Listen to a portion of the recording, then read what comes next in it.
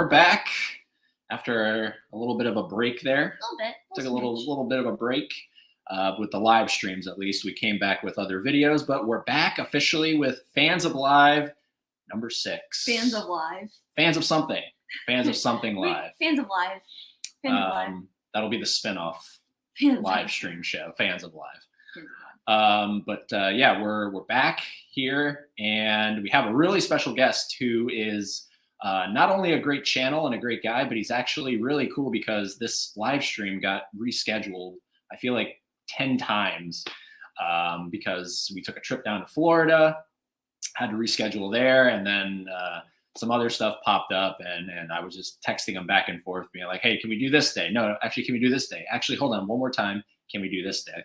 And we landed on September 1st, which I feel like is perfect because it's, in our minds, and we'll see if James agrees, it's officially the start of spooky season. Well, spooky season for people not like us who have Halloween all year round. Yeah. It's the socially acceptable spooky season. Yeah.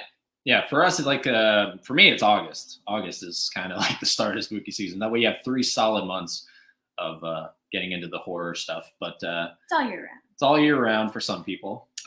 So without further ado, we could ramble on, but we're going to let James come in here. So in case you're not familiar, if you're watching live or after the fact on the replay, this is James with 20th and 21st Movies. And I forget how I found his channel, but I know it's just through the recommendations of other movie channels that I watch. And I know Daisuke Beppu is a common thread between James, myself. You watch Daisuke, Daisuke. Yeah, of course. Because whatever you have playing on your computer, I just have to have it to. Yeah, background noise. Daisuke's been on my podcast he was a while back. He was the very first guest on my podcast. And so that's sort of like the thread there with Daisuke. I know James has had him on his channel, vice versa. So it's a cool little thread that we'll get into, but let's bring James in here right now. This is James with 20th and 21st. Howdy. How are you doing? Fun. Let's change. There we go. Change the background. There we go. Yeah. Well, happy Thursday. Happy Thursday. And I would absolutely agree that, September the 1st, which I have to remind myself, wow, this year is just flying by. It's already September, and it is the beginning of spooky season. I'm already thinking about, next month's going to be just a lot of ideas in my mind in terms of content that I'm thinking about and what I want to do with, Halloween and all the great, items of physical media coming out around, that time of the year. So really looking forward to the sort of the ramp up to Halloween season. Oh yeah, and another common thread is the Criterion Collection. We're big into the Criterion Collection. We love it. Great. Yeah. She doesn't collect it as much. Like I'm the physical media guy. I watch it, so I guess I'm guilty of streaming. Yeah, she'll go on Hulu or HBO Max or try find where the films are, and she has a whole list going. Yeah. So on my letterbox of Criterions that I've seen, and I like to say I've Awesome. seen more than him. So What again? I've seen more Criterions than he has. Oh, cool. He has like, Yeah, I'm into the Criterion collection a little bit. Just a little bit.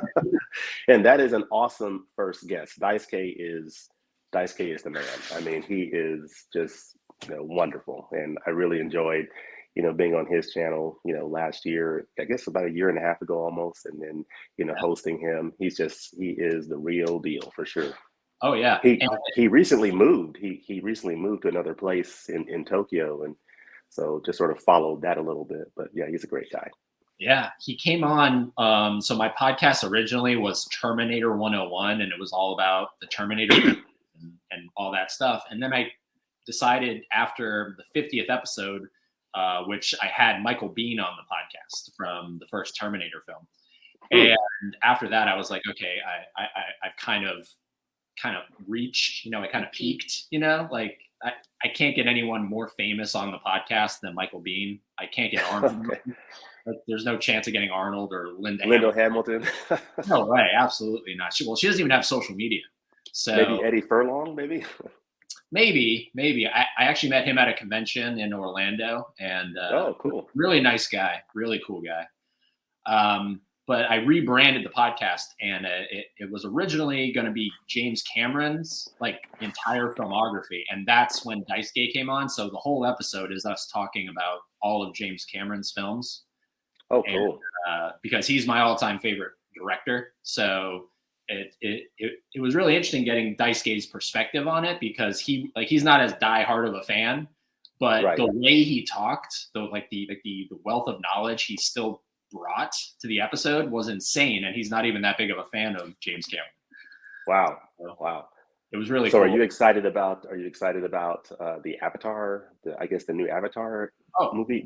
When is that coming out? Absolutely, yeah, sometime in December.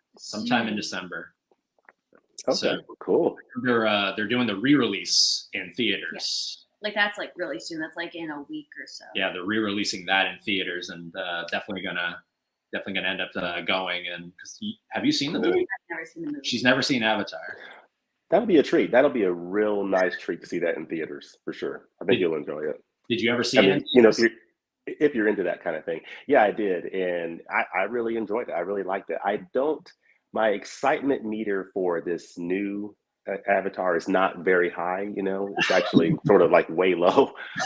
But I can imagine that a lot of people are going to be excited for this. And I'm sure it's going to be a technical masterpiece and be great, you know. Yeah.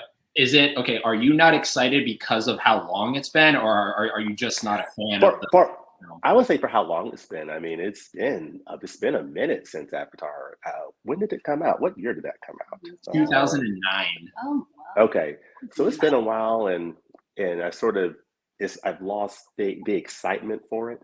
So, but who knows? Maybe they can, you know, bring the magic back and reel people back in. You know. Well, my only issue with it, and we will get to the comments, by the way, everyone watching, we're not ignoring you. We're just kind of like, this is the first time I've ever talked to James, and I've watched his channel quite a bit, so I'm kind of, you know, geeking out in a little bit of way here. Yeah, it's great to meet you guys for the first time. I've seen your I've seen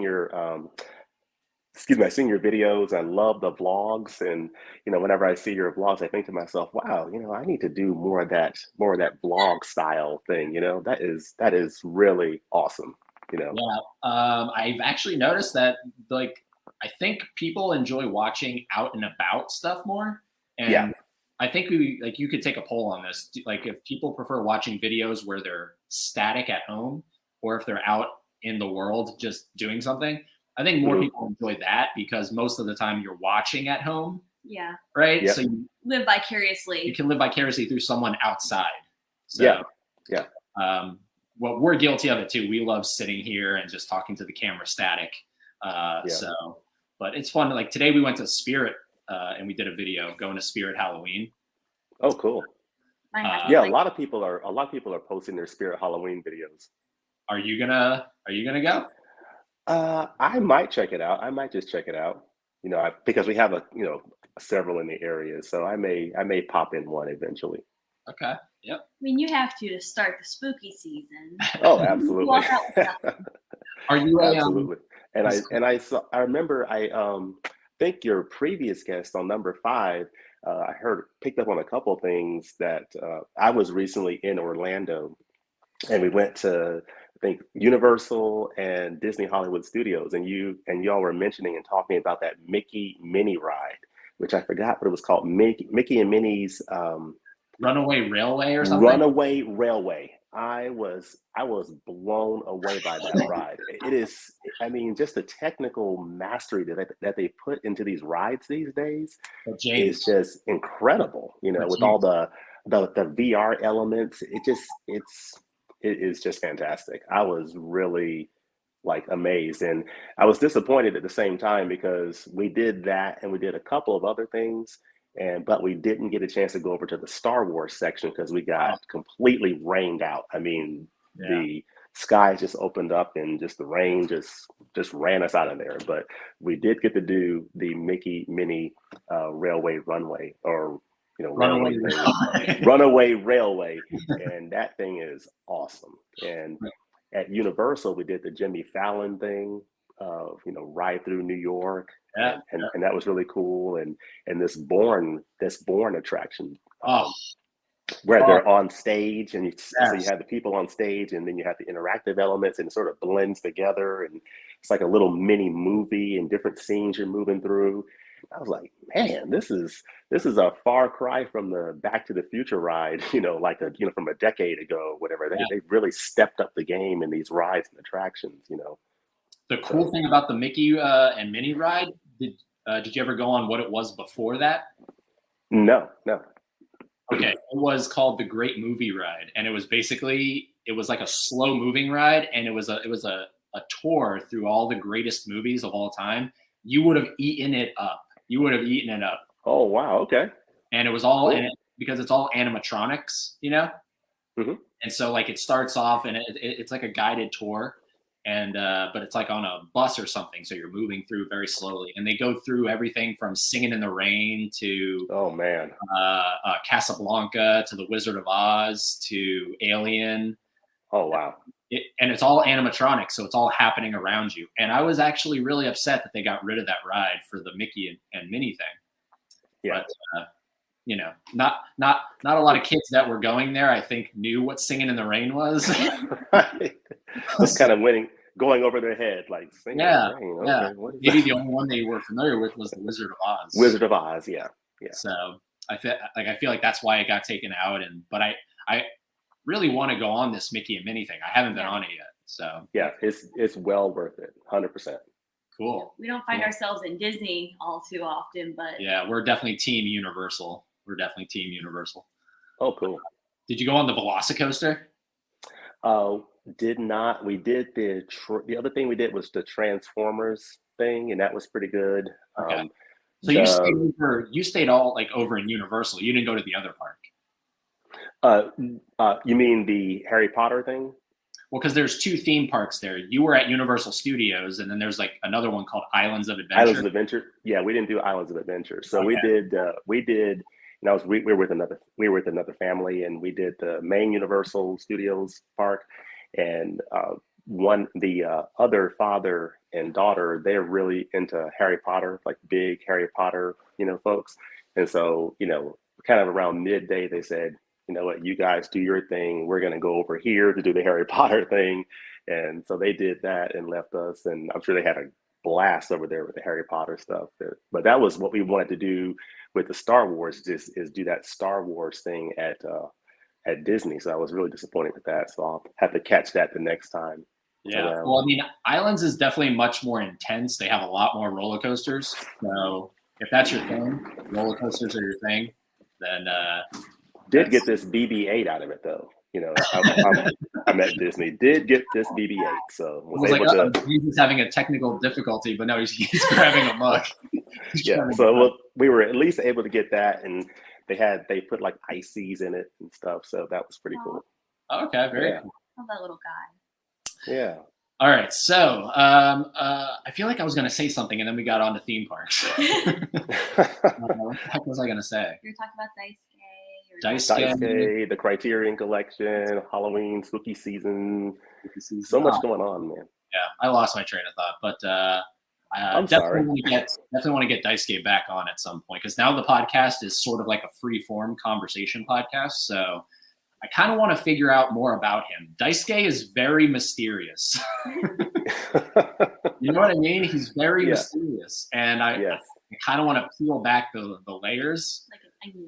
So I want to get him on for an episode where we just talk about learn more of the inner Daisuke. Yeah, like how did Daisuke Beppu become Daisuke Beppu? Like that's what I want to know. But okay, so this is interesting. This comment right here came in at 12 a.m. like midnight. Oh, it's Ozone Music. It says hi, Ozone. And their profile picture is redacted. Yeah, they don't have a profile picture, so that's interesting. It's like it's not loading. But we do have Squidward here, Stuart Cooper. Hello, Stuart. Let's see here. Are you guys excited for fall/Halloween? Very much so. Very much so. Absolutely. Yep. Looking It's definitely our favorite time of the year. What about you? Yeah.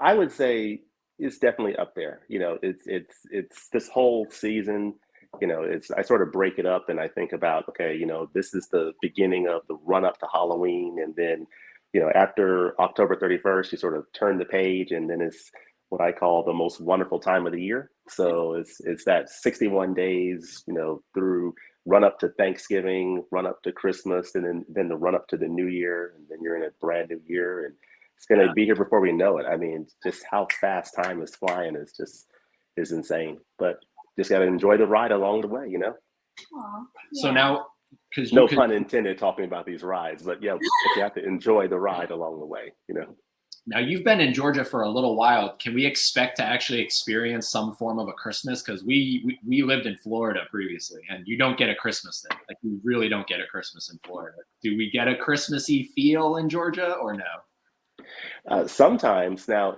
like up here it's very rare. I mean, we do get, cooler weather, of course, so, and on a rare occasion, like I think about 7 years ago, we actually got a white Christmas here in the Atlanta area. Now, on Christmas Day, it just snowed. We got about probably almost a foot of snow on Christmas Day, and it was absolutely perfect, but that's a rarity. So we get a little bit of snow during the winter season, mostly in January or February, but it just sort of comes, melts, and goes. But we get just a taste of winter, and then you sort of move into spring. A little bit more so than in Florida. So you do get more of the change of the seasons. Now, where you are in South Georgia and Savannah, you're not going to get it as much as we would get it up here in Atlanta. You're going to get a little bit more of that North Florida type weather. So that's more of what you can expect. Were you born and raised in Georgia? I'm from Georgia originally, but my dad was in the military. So we, lived all over, lived in Germany and Texas and New Jersey and different places. So that's another connection Nice Guy have, because he moved all around, from my understanding. Yeah, he was all over. Yeah, he lived in the United States for a few. I think in New York for some time, but yeah. I was gonna ask if you've ever really experienced like a true winter, like up north, because that's where I'm from, the north. But it seems like you experienced all over. Definitely in Germany and New Jersey, definitely experienced winters for sure. So had the sled and going down the hill and enjoying the snow and building the snowmen and all that. So yeah, love it. It's good stuff, fun stuff.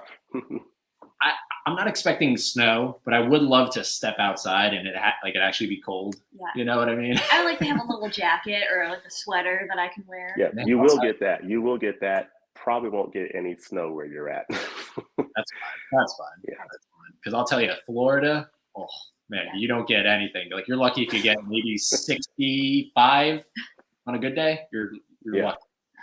So, anyways, Angelica Kessler. Hello, Eddie and Haley. How are you doing? Oh, we're doing good. That you were saying that name sounds familiar. Maybe appeared in another stream or something. All right, this next comment I don't really want to highlight, but I will highlight just so that we can clarify something here. Stuart, got a question. I've seen you guys and even Tony on Dave Durant's streams. How come he's never really there at either of yours? Isn't he being a terrible friend for doing that and not supporting you guys? So actually, Dave's been on quite a few of our streams, so I'm not quite sure. One of our most recent ones, actually. I don't know what that's implying. He's actually a really good, because I know James has interacted with Dave as well. So Durant's a great guy. So, oh yeah, absolutely. Hot chicken nuggets. Tony's more. It's going good. Also, James is here if you want to say hi to James. Howdy. Laren, hey, Ed and Haley, I've really missed your streams, I must say. How are the two of you? We're doing good. Let's get, now everyone's saying hello. Hello, everybody. Mizzy E, hey, Eddie Haley. That's our name now, Eddie Haley. Like it. Laren, there we go. There's the love. There's the love. Hey, Laren. Hey, Laren. Everyone's saying hi to everybody. Everybody's saying hi to everybody. Let's see here. Just chilling. How are you? Missed the stream yesterday. Okay, so they're all talking to each other. Oh, we got Jared. Hi, Jared. Mm-hmm. Hello. All right. Oh, you didn't know you're asked to call somebody? What does that mean? Did I miss something? Better call somebody. What is going on? All right. How's everybody doing lately? We're doing good. We're doing good. Literally, everybody's saying hi to everybody. This is crazy. How many times can you say hello to somebody? Oh, happy early birthday. Big blanket hello. Hello all. Yeah, there we go. So which of these channels are you familiar with, James? I know you're familiar with Tony's Movies and More, right? Yep. Are you familiar with Laren and Mizzy? Because I know they pop up in a lot of. I don't think so. I don't think I've run into them. I think, a few of these, yes, but I don't think I've heard of a couple of them. Okay. Yeah, they're like kind of all in the Steelbook crew community. So you get cool.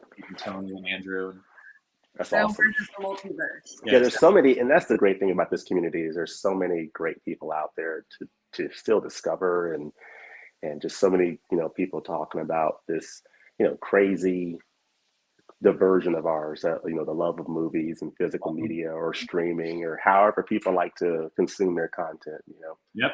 Movies Which there's options, like I was watching a video from Huck's Pop Culture Cafe. He did a review of the the Stallone movie called what's it called? It's the Stallone movie on Amazon Prime. Stallone has a new movie. Wow. Samaritan. And so after that video, I just started watching that on I didn't realize it was on Amazon Prime. So I was like, oh, okay, let me check it out. And it's actually pretty interesting so far. So yeah. Yeah, a lot of good stuff out there. I forget what I was. It's a movie podcast called the Slaughtered Lamb Movie Podcast in reference to American Werewolf. Oh, okay. And they were doing a poll during one of their live streams. If you could go to a convention and only get one autograph, like whose line would you stand in? Would it be Arnold's or Sly's? Oh, wow. And the vast majority were voting for Arnold, which is not surprising to me because I think Arnold is the bigger draw between the two of them, right? Or probably. Yeah, I could go either way. Arnold is probably the bigger draw, but, Stallone with Rocky, I mean, he probably has the singular film that really captures your heart more than anything else with Rocky, and just the story behind how that movie got made and just how much of a passion project that was for him and just how iconic it was. So that would be a close one. But yeah, Arnold with Terminator and all of his movies, Yeah, I think it's safe to say Sylvester's the better actor, but Arnold's the more legendary actor, right? In terms of the movies that he's been in. Like he has a more kind of broader scope of films than I think Sly does. But yeah, I mean, Stallone is definitely the better actor. I mean, Creed, just like Creed alone, and I haven't even seen Creed 2, but just in Creed alone, it's insane. Insane. Yeah, I really wish he had won that Best Supporting for that because I mean he nailed it. Yep. And that's another one you haven't seen Creed. So. I haven't seen Creed or Rocky. So good, so good. But the good thing about Creed is you really don't have to watch the Rocky movies. I mean, it's helpful if you watch the Rocky movies, but Creed is actually a good jumping off point if you just want to start with that story. Like you don't really have to be familiar with the Rocky movies. I only watched the first Rocky and then I jumped immediately to Creed. So that's a good way to go. If you see the first Rocky, the characters, his wife, Adrian, and then go to Creed. Perfect. Yep.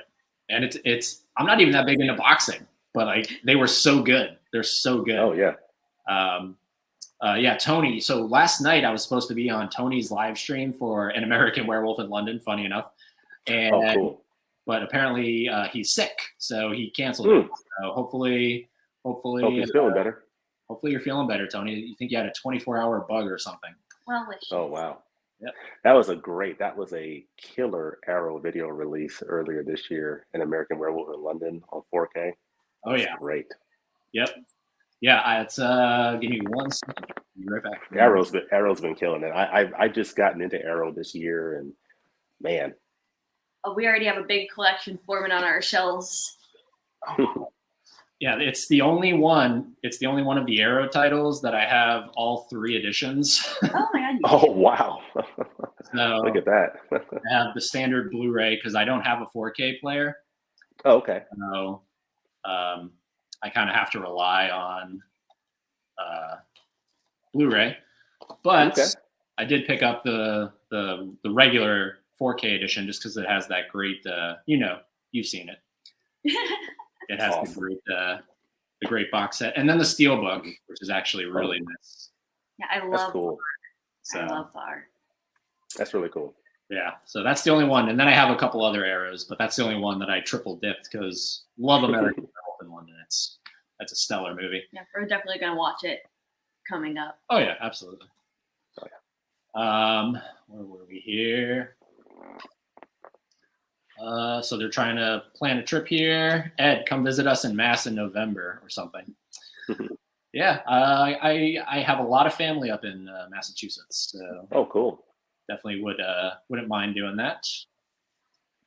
All right. Squidward account is trolling. Yeah, Squidward account is trolling.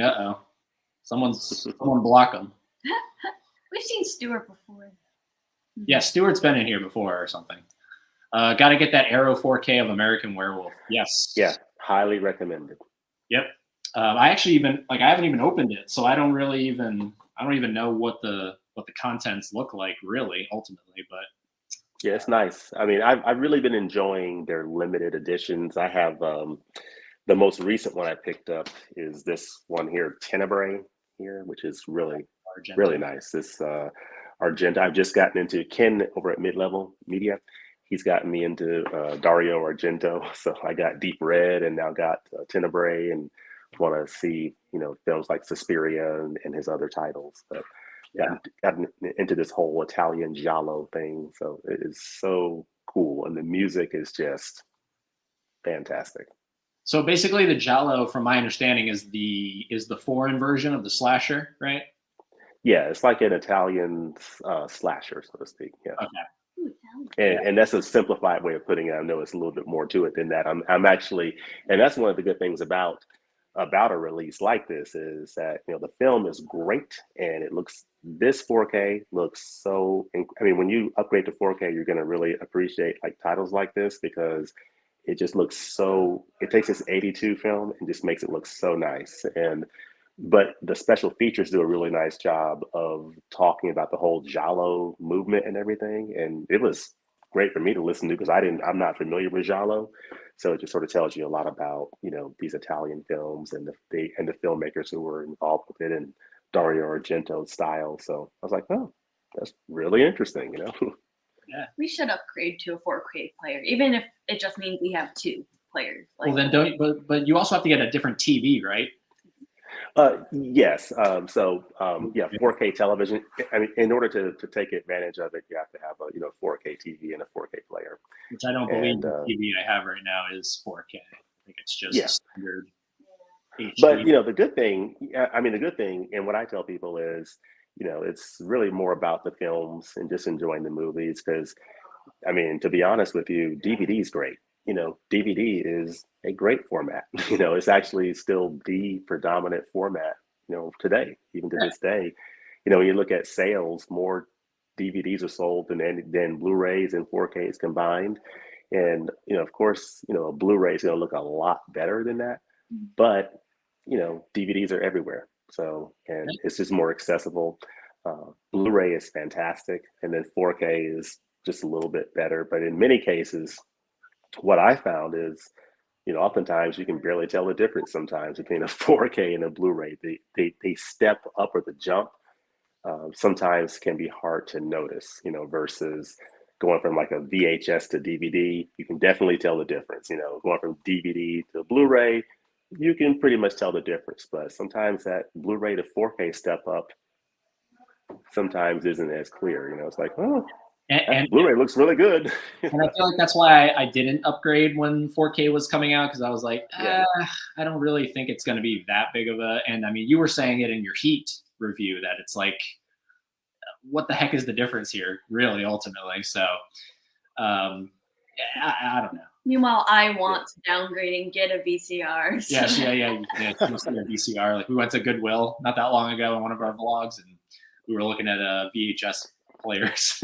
Yeah, but sometimes you do see a nice upgrade, and sometimes, I mean, 4K, you can definitely see a nice upgrade, but in a lot of cases, not so much. So it's sort of hit or miss.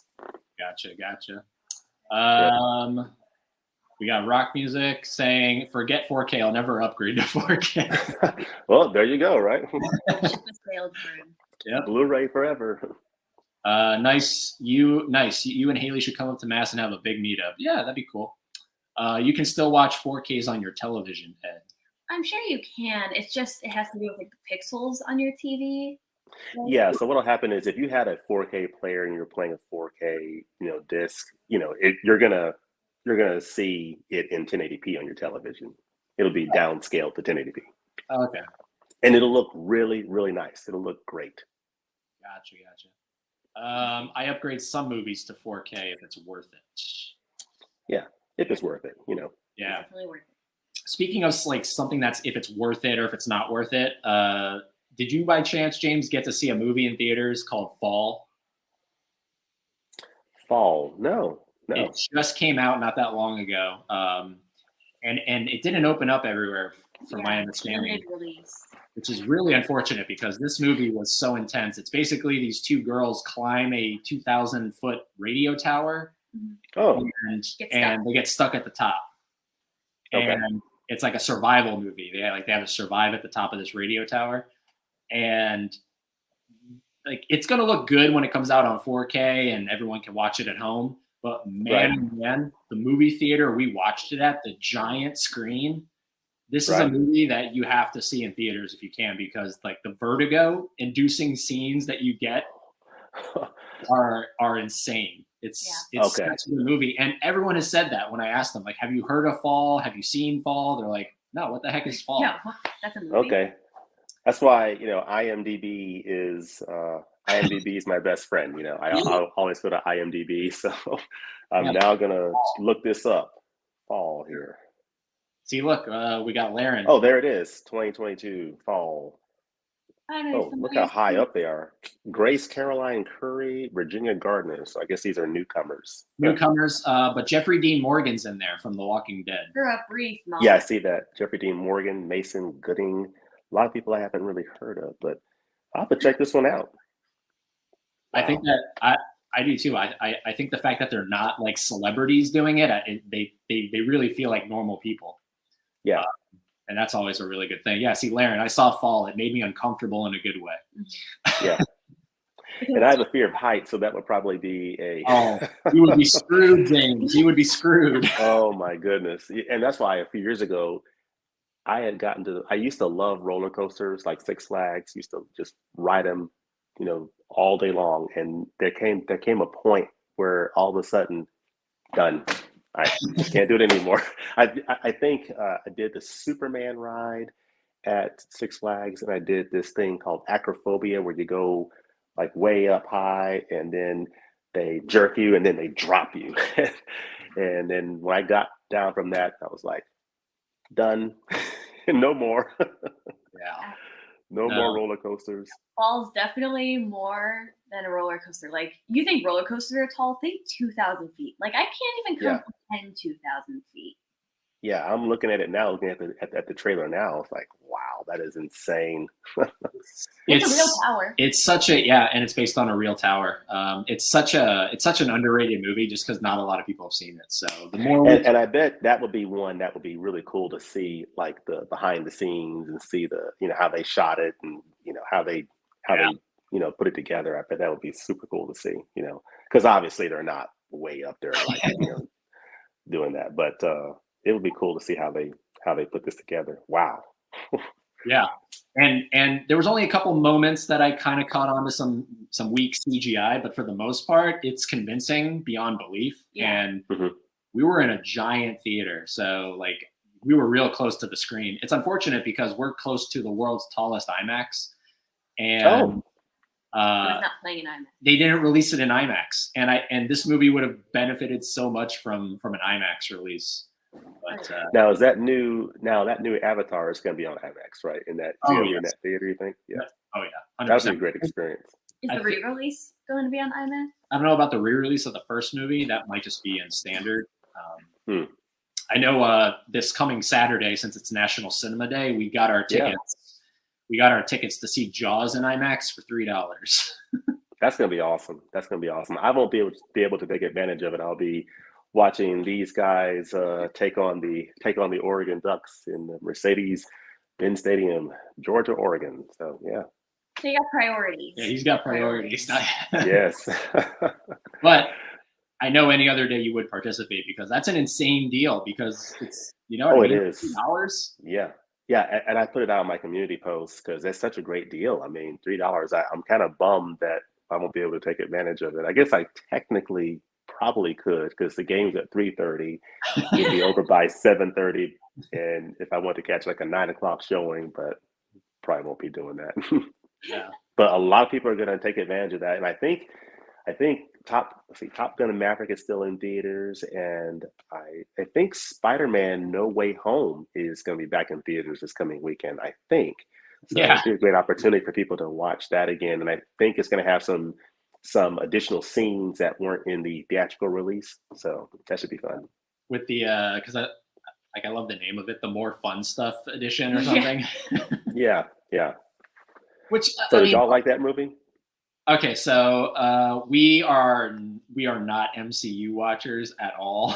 Oh, really? Oh, okay. Okay. Yeah. I like the last Spider-Man movie. Well, I did watch Homecoming. I watched Homecoming only because it was sort of this like I'll always watch a Spider-Man movie, so I do have to watch No Way Home and then what's the other one?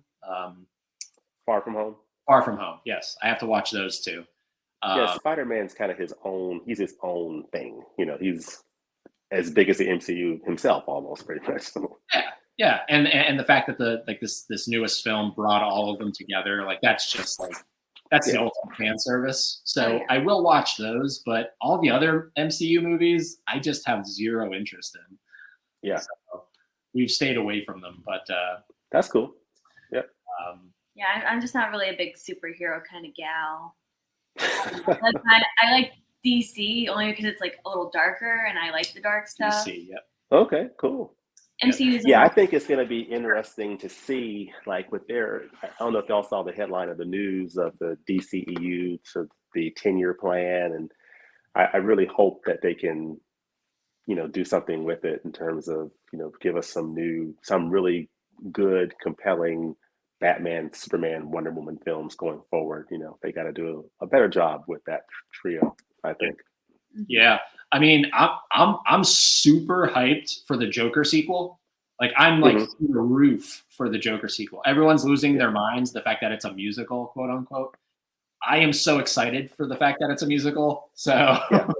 And Joaquin, he's signed on for it, right? Is he signed? Yeah. Joaquin Phoenix? Yeah. He's coming back. Todd Phillips is coming back to direct and co-write. So, I mean, it's going to feel the same. The only thing that's throwing me off is Lady Gaga. That's the only thing throwing me off.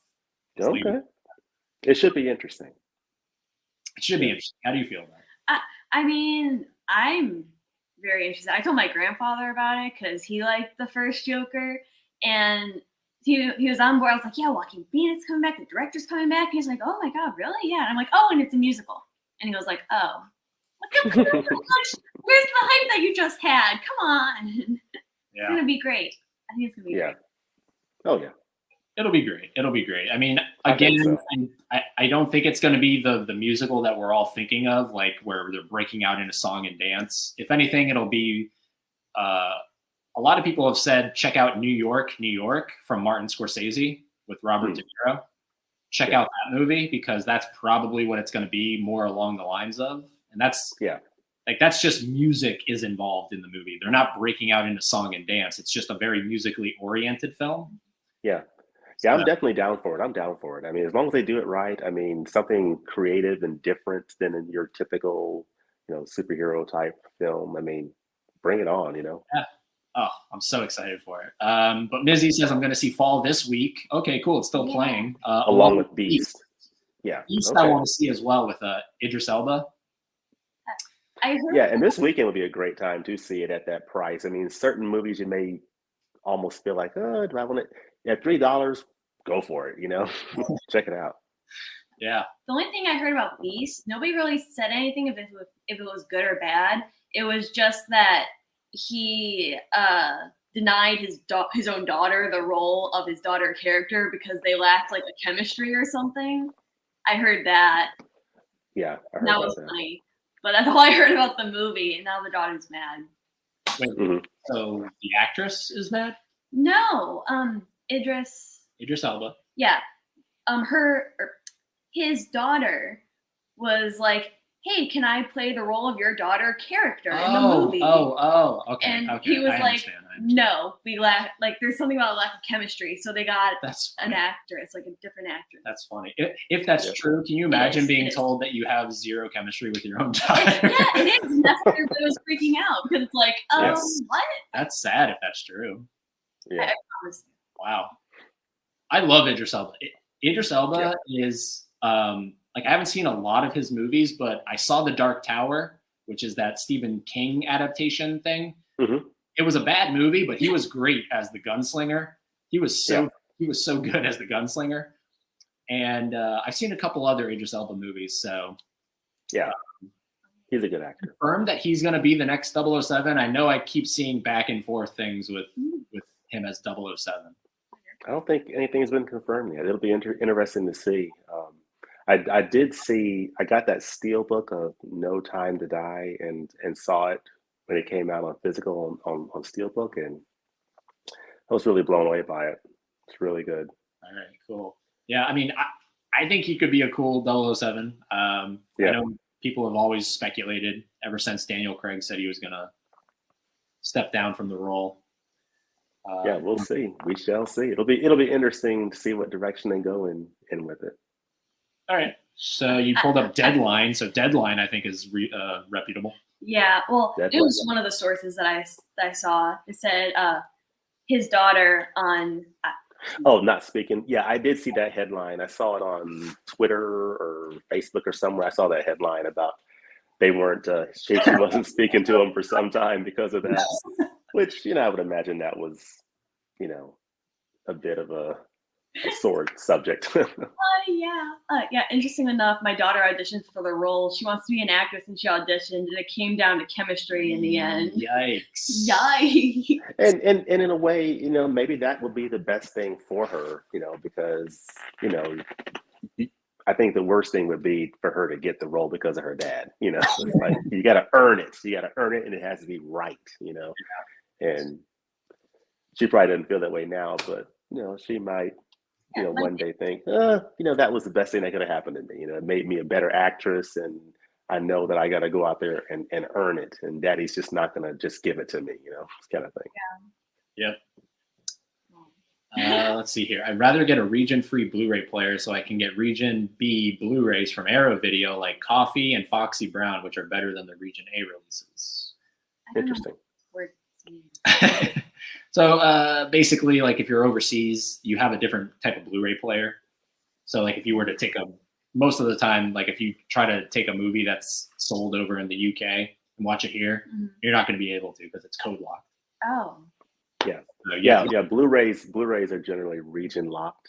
Like, here in the United States and like North America, South America, we're like region A, and then over across the pond in the UK, they're region B. And so a region B Blu-ray won't play on a standard Blu-ray player here. It has to be a region free player. It's kind of interesting. With like their frame rate? But 4Ks are all region free. So a 4K will play anywhere. Which is another reason, I guess, to upgrade. And based on Arrow's releases for November, I was so bummed that The Wolf of Wall Street wasn't getting a US release because just the packaging alone on that Wolf of Wall Street is gorgeous. Is so like it's a wallet, right? It looks like a wallet. Yeah, and and that whole region thing can be a little confusing because I got this Tenebrae here. This is, of course, I imported it from the UK, from Arrow, and it's a 4K edition, and I assumed. It has a Blu-ray in here as well, and I assumed the Blu-ray would not play, but it played on my player. So, and I don't have a region-free player, so I was like, "Is this supposed to be region B on the Blu-ray?" But it plays on my player, so it can be a little confusing sometimes. Weird. Like, what makes them different? Like, is it the frame rate or like some coding on the disc? They just lock it. It's just like, I guess I'm not sure exactly what it is, but they just lock it for the region where it'll only play like in region B or region C or region A. So It's nuts. it's a crazy thing. It is weird that they do that. Yeah, But it's like, who knows? what purpose? Who knows? No 4K, I don't think, for fall. Yeah, I think it's just going straight to Blu-ray. Gage, hello, Gage. Halloween Horror Nights is starting tomorrow. Yes, Halloween Horror Nights starts tomorrow. Okay, cool. We're definitely going. We're going to that at the end of October, and we're meeting up with Durant Cinema and Tony's Movies and More. So awesome.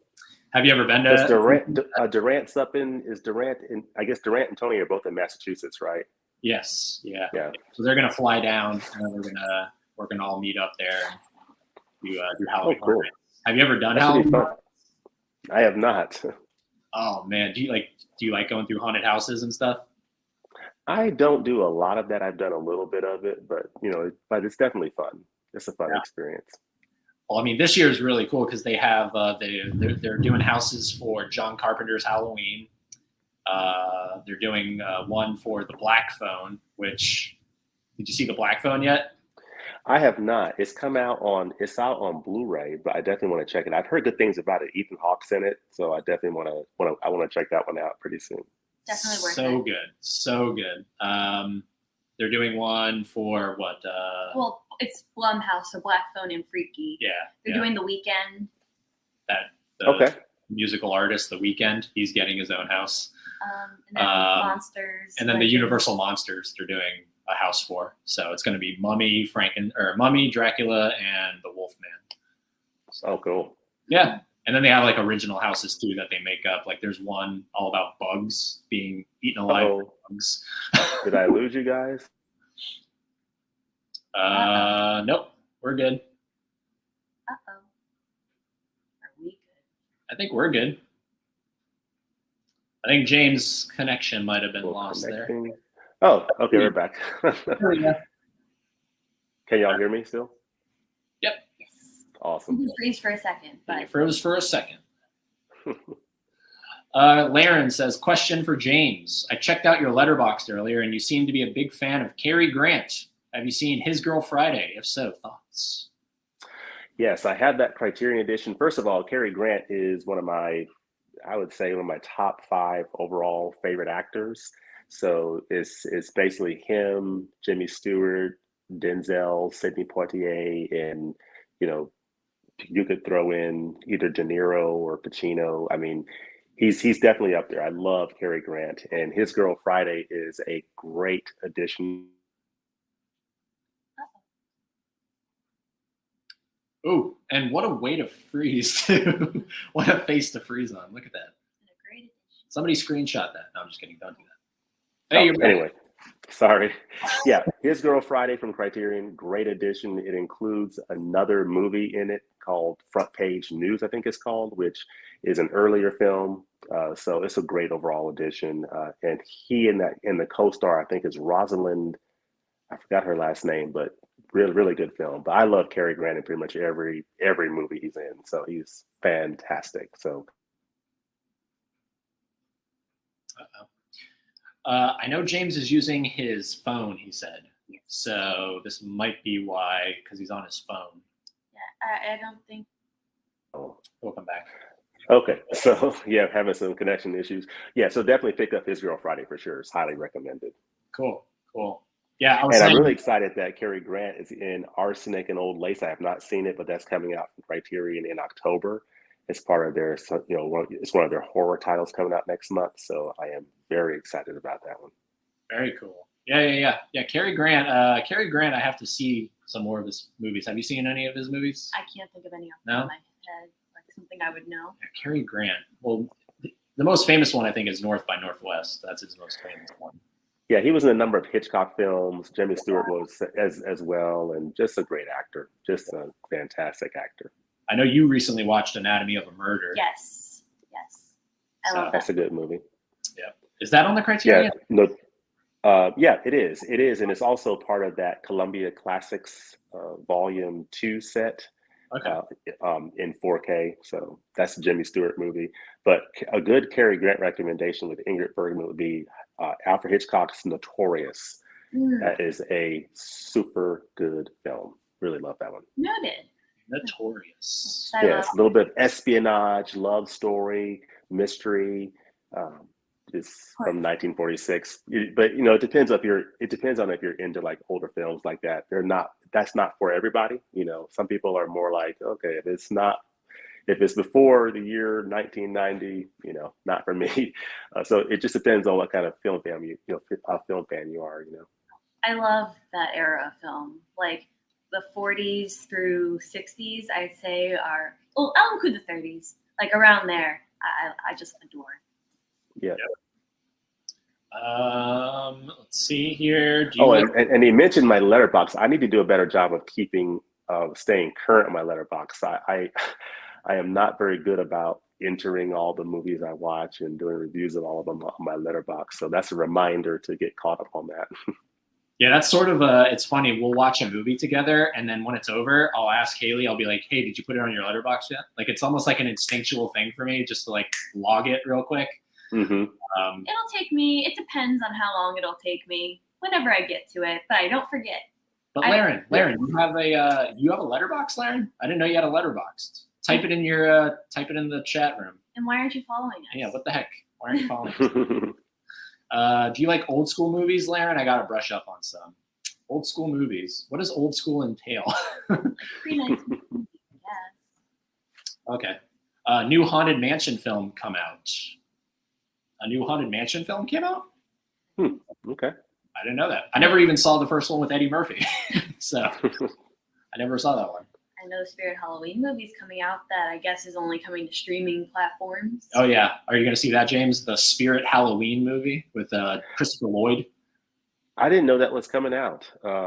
Yeah, Christopher Lloyd. Yeah, I didn't know about that one. I do know about Smiles coming out at the end of this month. Yeah. So have y'all heard about that one? Oh, yeah. We'll definitely go see it. Oh, yeah? Yeah. I want. Yeah, that's the one I'm looking forward to seeing. The Invitation, the vampire thing. Have y'all seen that one yet? Have y'all heard much about that one? Or we've seen the trailers. I remember seeing trailers in the beginning of some movies. It looks interesting, definitely. It's vampires? I didn't realize. Yeah, I don't know. If so, then bats. I kind of like vampires. You do? Okay. Hold on. You were saying the Imitation Smile, and then there's one other one coming out. What the heck? There's another one that I'm like really hyped for. The Halloween Ends is coming out, right? Well, yeah, Halloween Ends. Yeah, absolutely. Is it a horror movie? I don't think it's a horror movie. No. Okay. I know Spielberg has a new movie coming out this year, The Fabelmans or something. Oh, okay. From Spielberg. So it's a new Spielberg movie. Let's all get excited. It's Steven Spielberg. He's still making movies. Right. Yeah. I just watched a few years back, right before he made Lincoln. He got like the Directors Guild Award or something, and they did like a special presentation on stage and they filmed it. And it was him, J.J. Abrams, and James Cameron all on stage. Oh wow! I was like, wow,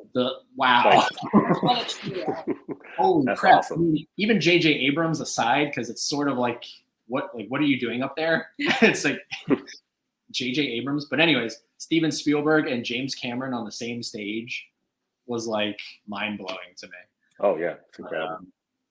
Yeah, like it's still like amazing the fact that we have Spielberg, still making movies.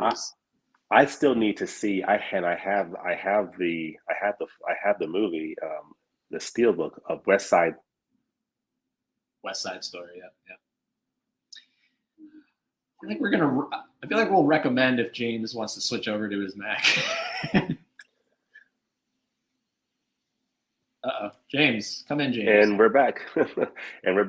Yeah, I was just saying. I have the Steelbook of West Side Story with Steven Spielberg, and I've seen the first few minutes of it, and that opening shot is just mind blowing. So I definitely want to see the rest of that film for sure. Okay, I would like to see it. I would. Yeah. Yes, Mizzy has daughter audition but didn't get the part. Yep. Idris Elba is a great actor. Nice man, very well rounded. Sounds like Mizzy knows him on a first name basis. Mizzy, do you know Idris Elba personally? Too old to play Bond. Yeah, see, look, Elba says he's too old to play Bond. It sounds like Mizzy heard that like over dinner. What the heck is this? What? I don't even know what that is. Something Will Star Wars new film. It's like cut off. Why? It's like an incomplete statement. Gage, what are you saying there? Resend it. Yes, 4Ks are all region free. Wait, you're saying you don't need a 4K player to watch a 4K? I don't think that's what's being said there. Rosalind Russell, yes, thank you. There you go. Yeah. No, Mizzy, but you can play 4Ks from the UK over here, whereas a Blu-ray might be region locked. Yeah. Mm-hmm. Okay. Arsenic on Old Lace is one of my most anticipated releases of the year. I also haven't seen it. Yeah. Yeah, I'm looking forward to it. It's like a gothic comedy horror starring Cary Grant. So I'm here for it. Like that. Gotcha. Mizzy thought Laren was off the grid. I don't have Letterboxd. I just checked out James. Okay, so you can actually just check out a Letterboxd without having one? That's interesting. I didn't know that's how that worked. Terrifier 2, yes, thank you. Terrifier 2. How did I forget Terrifier 2? How did I forget to tell you about Terrifier 2? Have you seen Terrifier, James? he just laughs and he's like, I'm leaving. Yeah. How dare you ask that? All right, hold on. When he comes back here, we'll see. Are you back? I'm back. This internet connection, I'm not sure what's going on. It's kind of crazy. I was going to say, is your Mac better? Because you're very. You think it's on my end?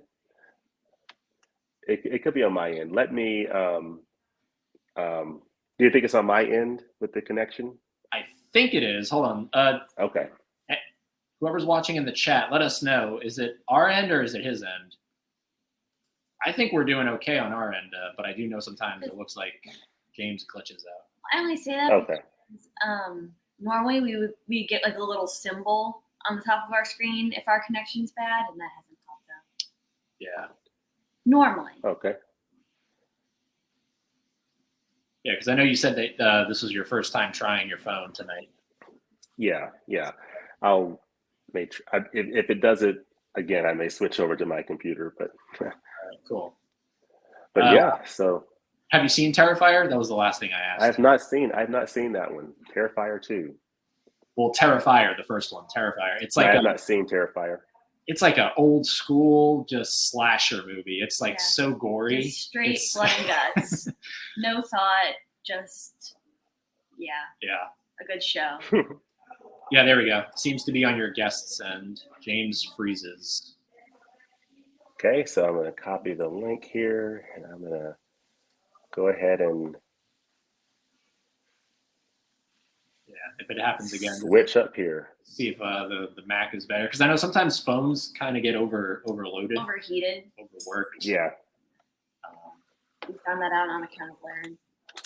Yeah, Laren. Oh my God, James, Laren. Like sometimes Laren will pop up in Durant's like Patreon streams, and man, oh man, does he have bad? He has a bad connection. He has a bad connection. Well, look, we have two James. two of me. So I'm gonna close this one on my phone. Echo. That is cool. Oh, that was that. I thought it was like that echoey thing. Yeah, that was really cool. I'm gonna make sure I make note of that in the post later on. And anyways, this is the view I'm more used to. Anyways. Oh, he's switching over. He can't hear us. But this is the view I'm more used to when it comes to games and stuff. Straight on. Like straight on. Can you hear us? Check 1 2 microphone. He's plugging in his AirPods. Check 1, James. Check 2, James. Check 3. You're probably able to hear me on the computer, but I'm trying to get my AirPods to connect to the Mac. So Hold on. Sorry for these technical issues. It's all good. It's all good.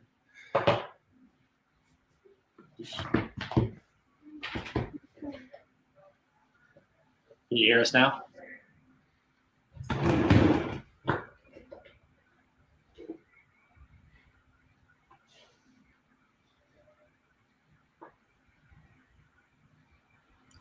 Barbarian is what I was Are you able to hear me?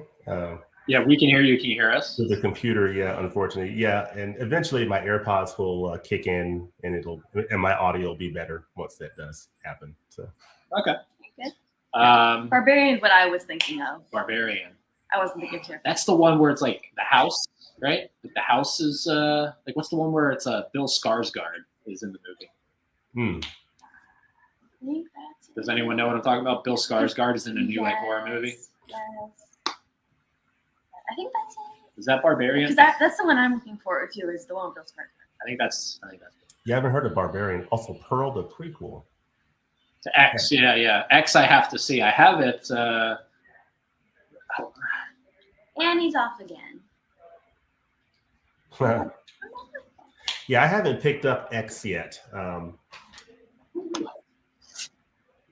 Yeah, we got X. We got to watch X. Yeah, I gotta pick that one up. I don't have a good read on what people are saying about it. Is it good or bad or anything? But I haven't picked that one up yet. Yeah, I'm definitely looking forward to checking it out. And what's really cool about this is the director Ty West. He filmed this prequel, Pearl. He filmed the prequel at the same time as this movie, and like he crossed his fingers that this movie would be successful, which is nuts to me. This is different than what I was thinking of. I was thinking. So I think I was thinking of like I think it's XX, which is like a female director that made a movie. It was like a what do you call like a segmented movie anthology. That's what I was thinking of. Yes, he's my uncle. Idris Elba's your uncle? Can you imagine? Oh my God, the Thanksgivings must have been crazy. James Freezes. Now, are y'all able to hear me now? Or Yes. Yeah, you're good. great. Holy crap, I forgot to ask you about Point Break. Please give me your thoughts. All right, so Laren sent us Point Break. Oh, cool. He wanted us to watch Point Break. Before we give our thoughts, James, have you seen Point Break? Yes, I have. It's been a long time. So, in fact, it's been a long time since I've seen that movie. So when I do see it again, it'll be like seeing it almost for the first time because I've pretty much forgotten about pretty much the whole movie. I know Keanu Reeves is in it. I know Patrick Swayze is in it, but that's really the extent of it. So, Laren, we don't want to break your heart here. Please continue. Please continue to send us some more movies. But unfortunately, But you don't have to. Don't make it sound like you have to. Unfortunately, Point Break just didn't do it for us. I thought it's a legendary pairing. The fact that you have these two guys in one movie. I think it falls victim to the 90s. Yeah. I think it falls victims like to the 90s era. It's just a little too, I don't know. It's just a little goofy at a lot of points. I love the concept of it. So like, Yeah. I actually kind of want to check out the remake. I want to check out the remake and see if they maybe improved upon it. I think it focused a little too much on surfing. Yeah. There was a lot of surfing in this movie. A lot of surfing, yeah. Surfing. I don't know. It just wasn't my kind of movie. Yeah, we didn't like it, Laren. So, but feel free to send us more movies. Like you don't. No, send us more movies, man. Send us more movies. We love you, bud. Yep. Mystery Entertainment. Hello, Mystery Entertainment. What's going on? Going movie hunting tomorrow. Ooh. Cool. Fun. Yeah, James, I would actually love to see like a movie hunting video from you. I think that would be pretty cool. Okay. Yeah, I haven't gotten into those, but I know a lot of people like to do those. But yeah, probably one of these days, maybe for like the, Barnes and Noble Criterion sale. Oh yeah. Period. Yeah. Yep. And then dedicate it to Daisuke because he has no Barnes and Nobles near him. Yeah. that do this. Yeah, he always says, "Oh, I can't participate, but I live vicariously through you, and I love to hear what you all are picking up." So. Yeah. Yep. Yeah. It blows my mind how nice Daisuke is. Like he's too nice almost. Yeah. He's almost too nice. Yeah. Yes, you're right, Eddie. Airbnb. I got a new job also. Congrats, Mystery. Cool. Congratulations. Get paid tomorrow. Can't wait. There you go. That's what it's all about, right? Yep. What are you gonna get? A new tat? Oh yeah, that's right. Mystery wants to get tatted or something. Ouch, Laren. Yeah, sorry, Laren. We broke your heart. That makes me so Sorry, sad. Laren. We broke your heart. That makes me so sad. Um, I don't mean it. I'm sorry. no, but he sent us quite a few movies. He sent us the Videodrome Criterion. Oh, awesome! Have you seen Videodrome? I have. And she's gonna break your heart, James. Here she I- Oh, goes. you didn't like it? Oh no, David Lynch? That's Cronenberg. Cronenberg.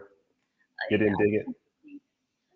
Cronenberg. I'm not a big Cronenberg fan. Okay.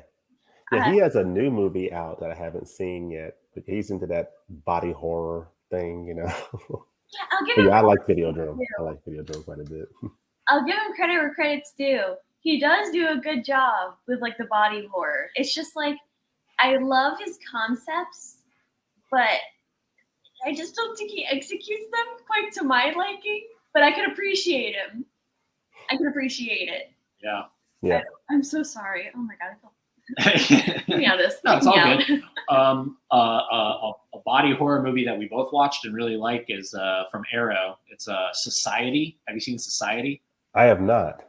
Oh, Society is a wicked body horror movie. Yeah, definitely strap in for that one. Yeah, that's Okay. probably one of my new favorite horror movies, and just so happens to be an Arrow release. So Cool. definitely recommend that one. Oh God, the remake is bad, but check it out. Point Break. What kind of videos does James do, and what's his YouTube channel name? Okay, so his YouTube channel name is right above us. It's right there, 20th and 21st Movies. His link is in the description. It's that little @ thing. You just click it, and it takes you right over to his channel. And James, what kind of videos do you do? Sure. Yeah. So our channel is 20th and 21st Movies. We're about all things cinema. It's really about just, classic and contemporary films throughout the years. We do a lot of coverage of the Criterion Collection, releases. This year, I've gotten into Arrow video, more. So we cover Criterion, Arrow, Kino Lorber, as well as, other studio releases. But we just like talking, all things cinema.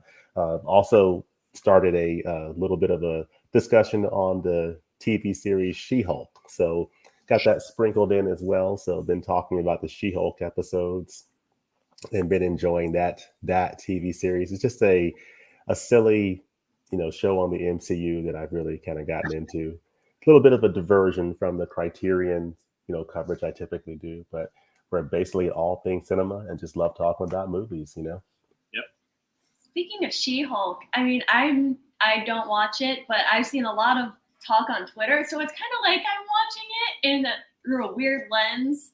And did you see I think it's the most recent episode or something, like in a post-credit scene with Megan Thee Stallion? Oh, so yeah. If you're on Twitter, you've seen She-Hulk and Megan Thee Stallion dancing and twerking together. Yeah, it's so funny.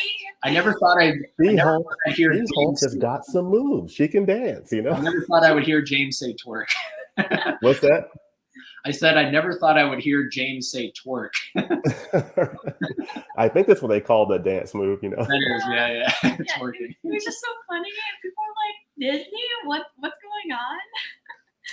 That's the exclusive of this live stream. James saying twerk. It's like a dance move, I think. Yep. Yeah. Very raunchy dance move. Get out of my house if you don't like Point Break. Yeah, I don't know. Just something about Point Break didn't do it for me. Now, on the vice versa, 3 years later, when Keanu made Speed is so freaking good. It blows me away because they're not that far apart from each other, but Point Break just feels a little cheesy to me. Mhm. Yeah, that's the And word. Speed is so good. And like the hook Speed of is good. Oh It's been a my long time since I've seen that one too, so I need to revisit it. It's got to do 4K release, I think. So It's got a new 4K, yeah, which I actually really like the cover of that 4K. I think it's really cool. Them on the bus, you see them through the bus. But yeah, it's I don't know. someone is. I guess those are fighting words you say. Saying you don't like Point Break. What? Where? Get out of my house if you don't like Point Break, Ed. Oh yeah. Noted, not going to Rock Music's house. Yeah, not going to Rock Music Forever's house. Meeting Barbarian about a scary Airbnb mix-up with Bill Yes, Skarsgård. it is it. Yes. Yep. Cool. That movie looks really good. Yeah, I want to see that. You guys are weird if you don't like Cronenberg.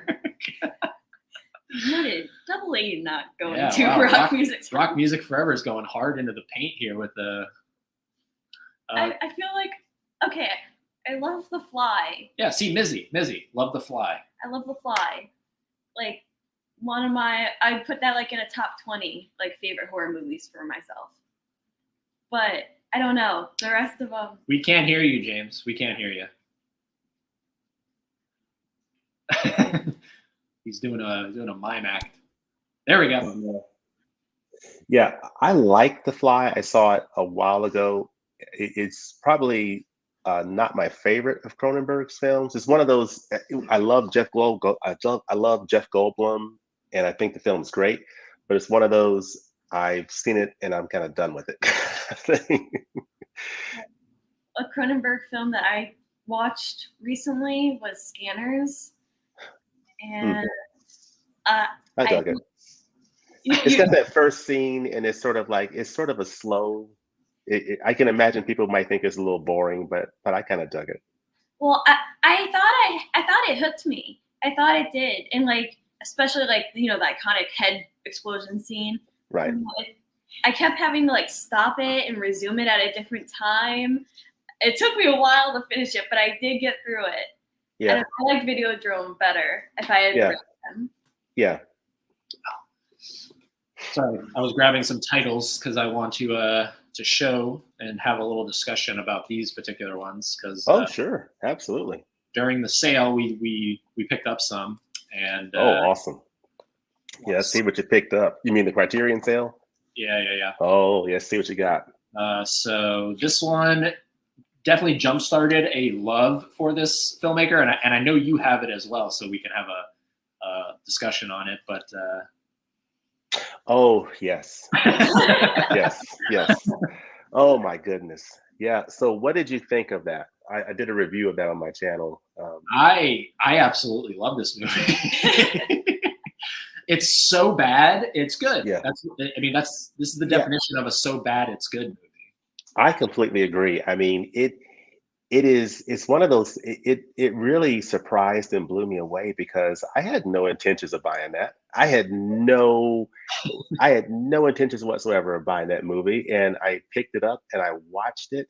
And then I went through the special features and I was just blown away, man. I mean, it as a total package, it's one of the best releases of the year so far from Criterion in terms of the total package of the special features.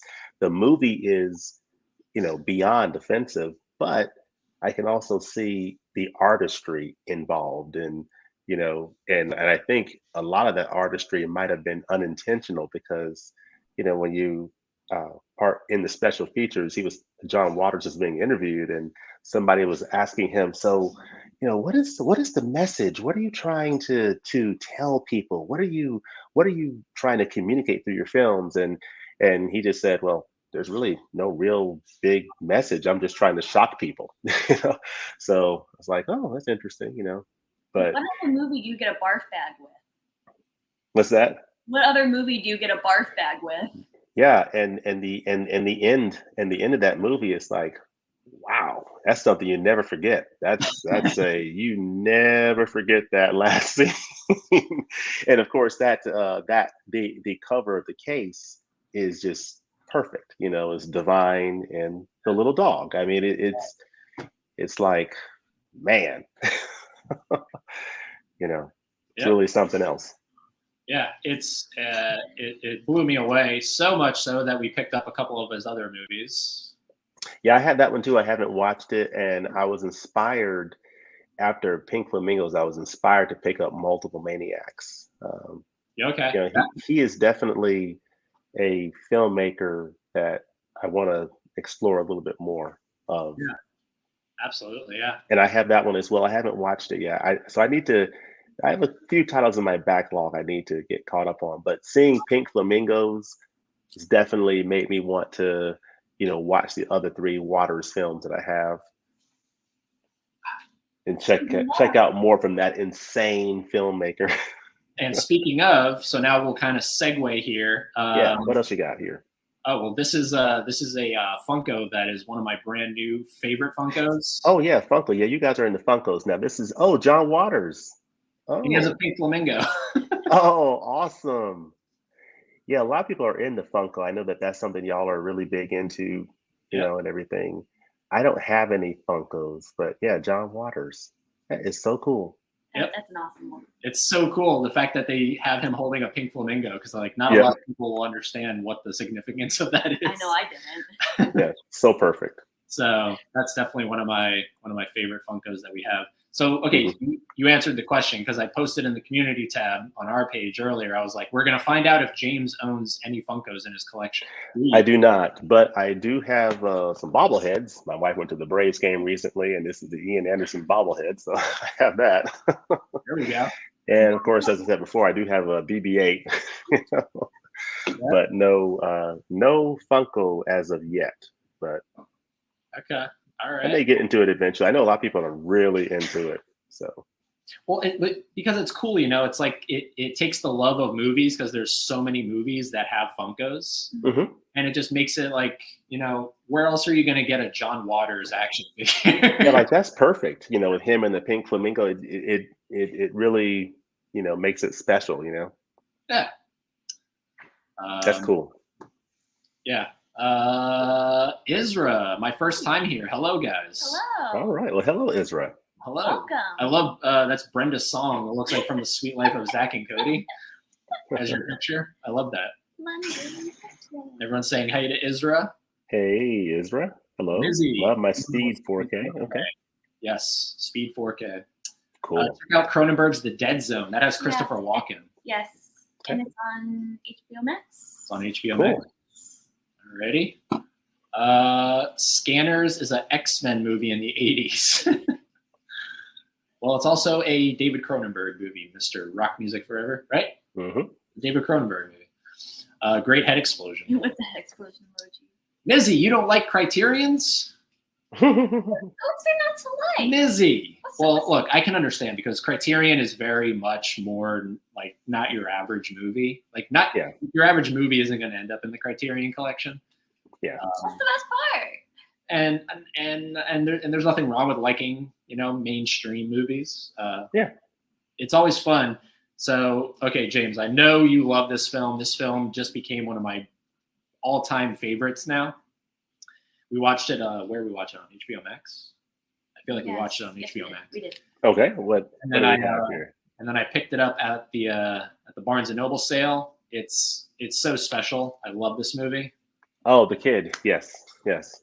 The Kid is well. First of all, this is basically Big Daddy before Big Daddy was Big Daddy. Yeah. I would actually love to do a double feature watch along, like do The Kid and then jump 80 years to Adam Sandler's Big Daddy. Oh. Because you really kind of see the similarities, and you really kind of like when we were watching this, I was looking at Haley always going like, oh, okay, there's Big Daddy. Oh, yep, there's Big Daddy. It's just a special movie. I'm not even into like super old movies. That's what's crazy about this. But Charlie Chaplin has made me a fan of silent movies. Yeah, like when you watched Nosferatu, and it would just, I think that dragged for you. Yeah, I just wasn't into it. I love his tramp character in this.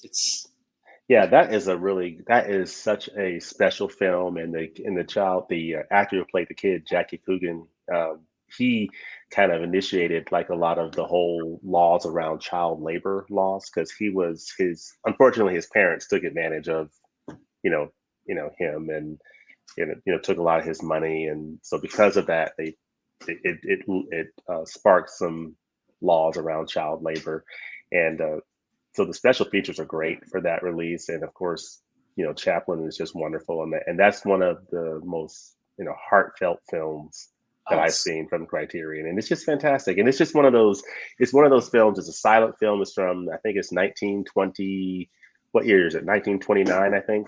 and it's just fantastic. And that's one of the great things about the collection is that you can see a film like that, and then you can fast forward 70 years later and see a film like Parasite, or see a film like Shaft or Double Indemnity.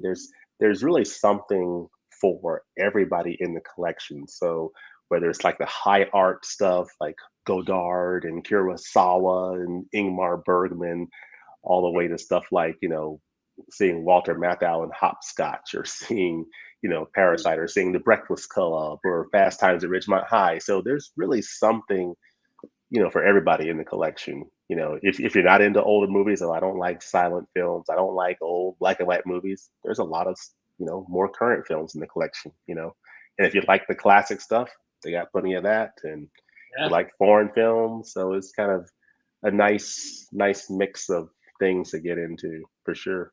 And then But that kid is really, really good, and the special features are just fantastic.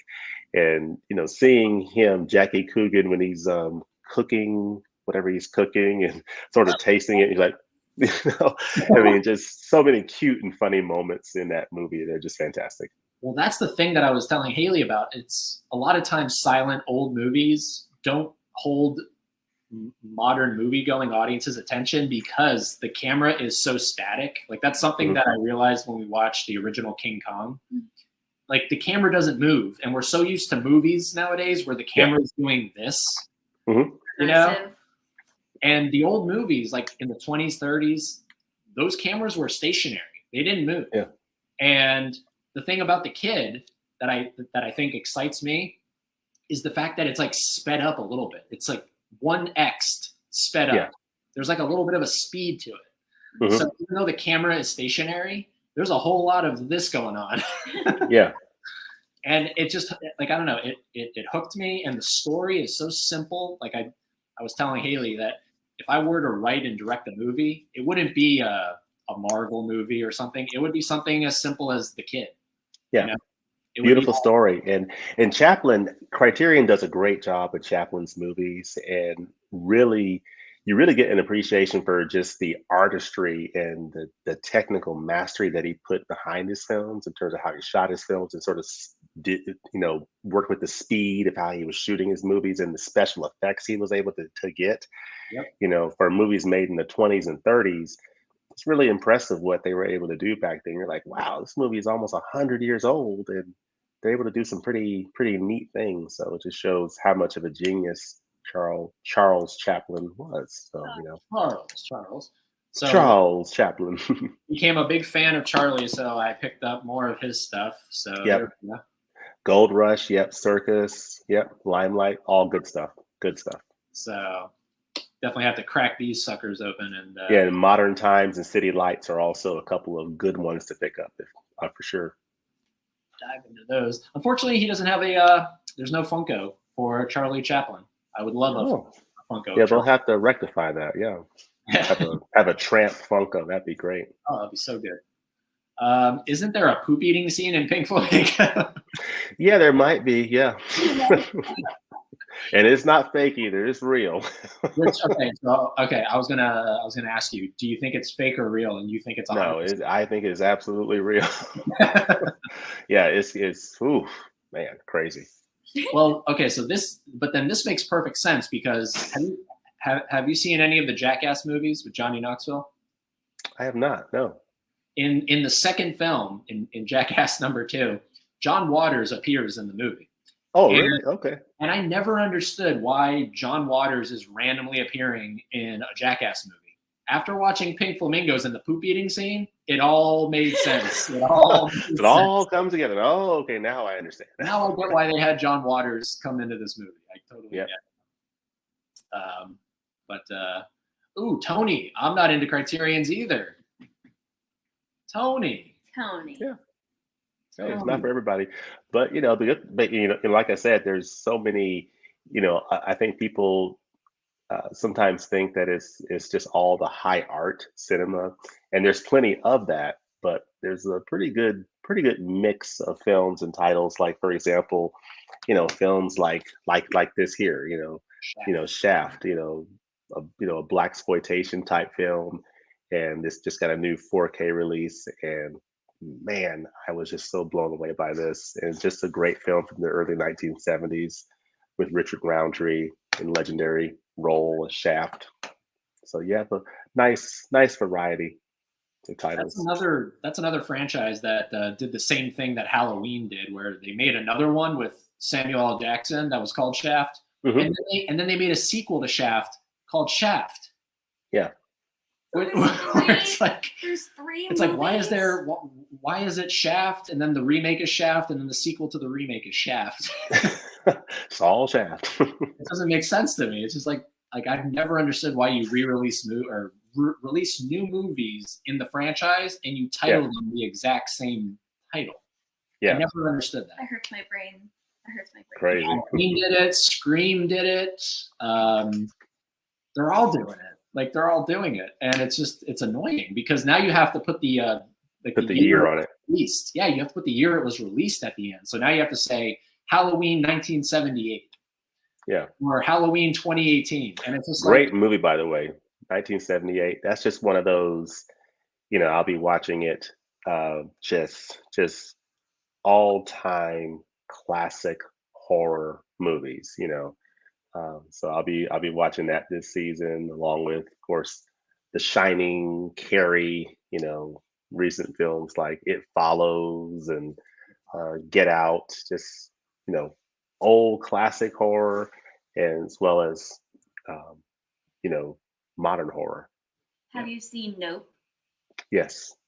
What y'all think of that? Have y'all seen it?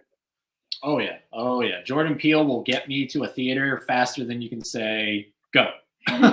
Yeah, I liked it. I think what I liked, I the more I think about it, I really appreciate the story even more. As I've had time to think about it. But one of the things I really love about that movie, and why I can't wait to get the 4K, is the cinematography and the photography of that movie. How they shot some of those nighttime scenes. I'm still wondering, how did they shoot that? How did they capture that? Like some scenes of Daniel Kaluuya at night, and just the way they were able to capture that look. I was just very impressed with the cinematography. But I like Nope. I sort of, as I think about the three films I've seen of his so far, I sort of, Get Out is at the top for me. Nope is kind of right a rung below that, and then below that would be Us. But they're all really good in my mind. I like them all, and I love Get Out. Yeah, we're sort of the weird ones, right? You agree with me? No, Us? I Us? like it's Get Out, Us, and then Nope for me. Okay, I'm the Okay. weird one. For me, it's Us. Us is my favorite Jordan Peele movie. That's the Oh, really? Okay. Oh yeah, Us is just that that movie. The more I watch it, the more I'm just It's like, good. oh, it's so good. It's so good.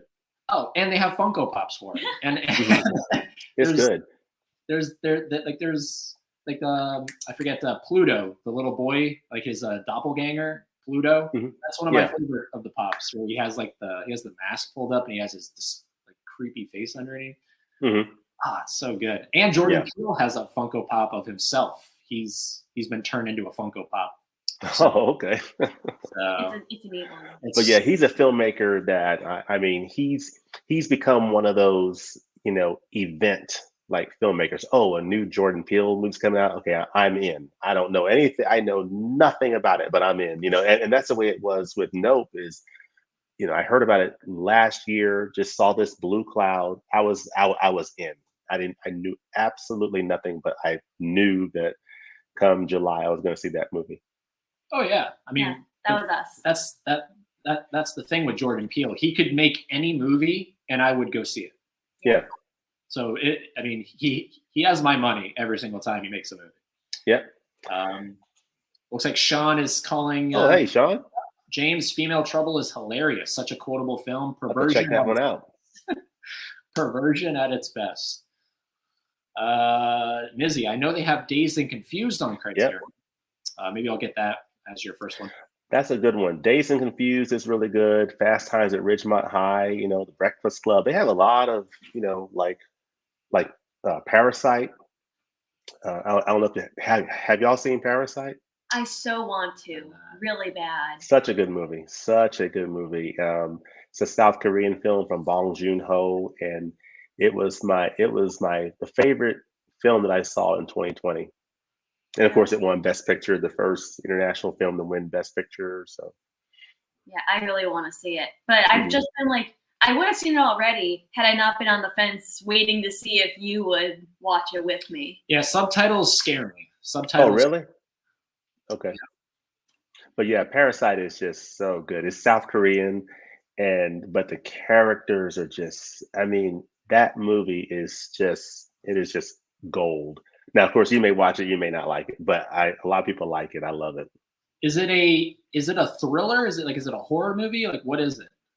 It's basically like it's a sort of a mishmash of genres. It deals with like sort of class differences.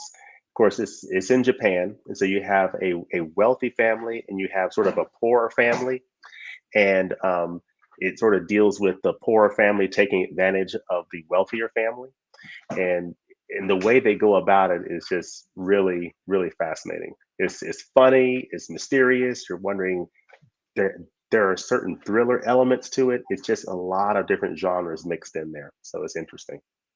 All right. All the more intrigued. All right. I might have to bite the bullet. And of course, it won Best Picture, and it's just absolutely fantastic. I mean, I triple dipped on it. I bought the Blu-ray when it came out, bare bones Blu-ray. Then they put out a 4K, so I got that. And then Criterion announced they were putting out an edition, so I got that one too. So I think that cover's neat, like the little cutout holes. Look at the cover. Yep. Yeah, I have it right here. Actually, I have the 4K right here, Parasite. So, and I have the Criterion edition as well. But this is a fantastic movie. This is Song Kang-ho. He plays in a lot of Bong Joon-ho movies, including Memories of Murder and other movies. And this is just a fantastic film. This is the family right here. This is the poor family. So you see them sort of living sort of down low, and then they're taking advantage of this wealthier family, and the way they sort of infiltrate the lives of this wealthier family is hilarious and just fantastic. Fantastic. All right, we might have to watch that instead. Tonight we were going to watch Killer Clowns from Outer Space. Okay, I've heard a lot about that. Is that supposed to be pretty good, or? I don't know, because when you go to a Spirit Halloween, that's like a mascot. That's all they have in Spirit Halloween nowadays is Killer Clowns from Outer Space. Oh, okay. So yeah, so we were going to watch that tonight. But, oh, cool. Yeah. Night of the Living Dead, yes, that's a really good Criterion. And Uncut Gems. Uncut Gems, yes, fantastic. Freaking masterpiece. So. Oh yeah, you know, when I first saw Uncut Gems, I was a bit put off. It was almost overload. I was like, whoa, you know. But then I watched it again, and I really, really began to like it a lot more and appreciate it more. But it was almost like too much for me. I mean, Adam Sandler was just that was you. He was just yeah off. He was out of control, you know. And I just couldn't take it at first. But then the second time, I really got into it. It's like, okay, I'm really digging this movie now, you know. Yep, that was you and I shared similar viewings there, because I was like, wow, this is just too much. Like, you didn't like it. Like, I saw it in theaters when it came out. Mm-hmm. I saw it in theaters, and it has one of the best trailers of recent movies I've ever seen. I love the trailer for it, so it hooked me immediately. And Adam Sandler's teeth, and like in the trailer, his teeth are very prominent. And I was like, wow, he doesn't even look like Adam Sandler. Typically, Adam Sandler always looks the same. Yeah. I was like, wow, he looks different. Like, I'm going. I remember when I said I was going to watch it, you were like, you can watch that without me. Yeah, watch it without me. And then and somehow I got suckered into it, and I was like, man, this movie is great. Yeah. So, the Safdie brothers, and that edition from Criterion is great. I mean, great supplements. You learn a lot about the Safdie brothers, who I didn't know much about them, and I like the packaging for it. It's really good. Mizzy says, I love Shaft, James. Grew up watching it with my pops, and like the 2000 one, not so much of the newer one.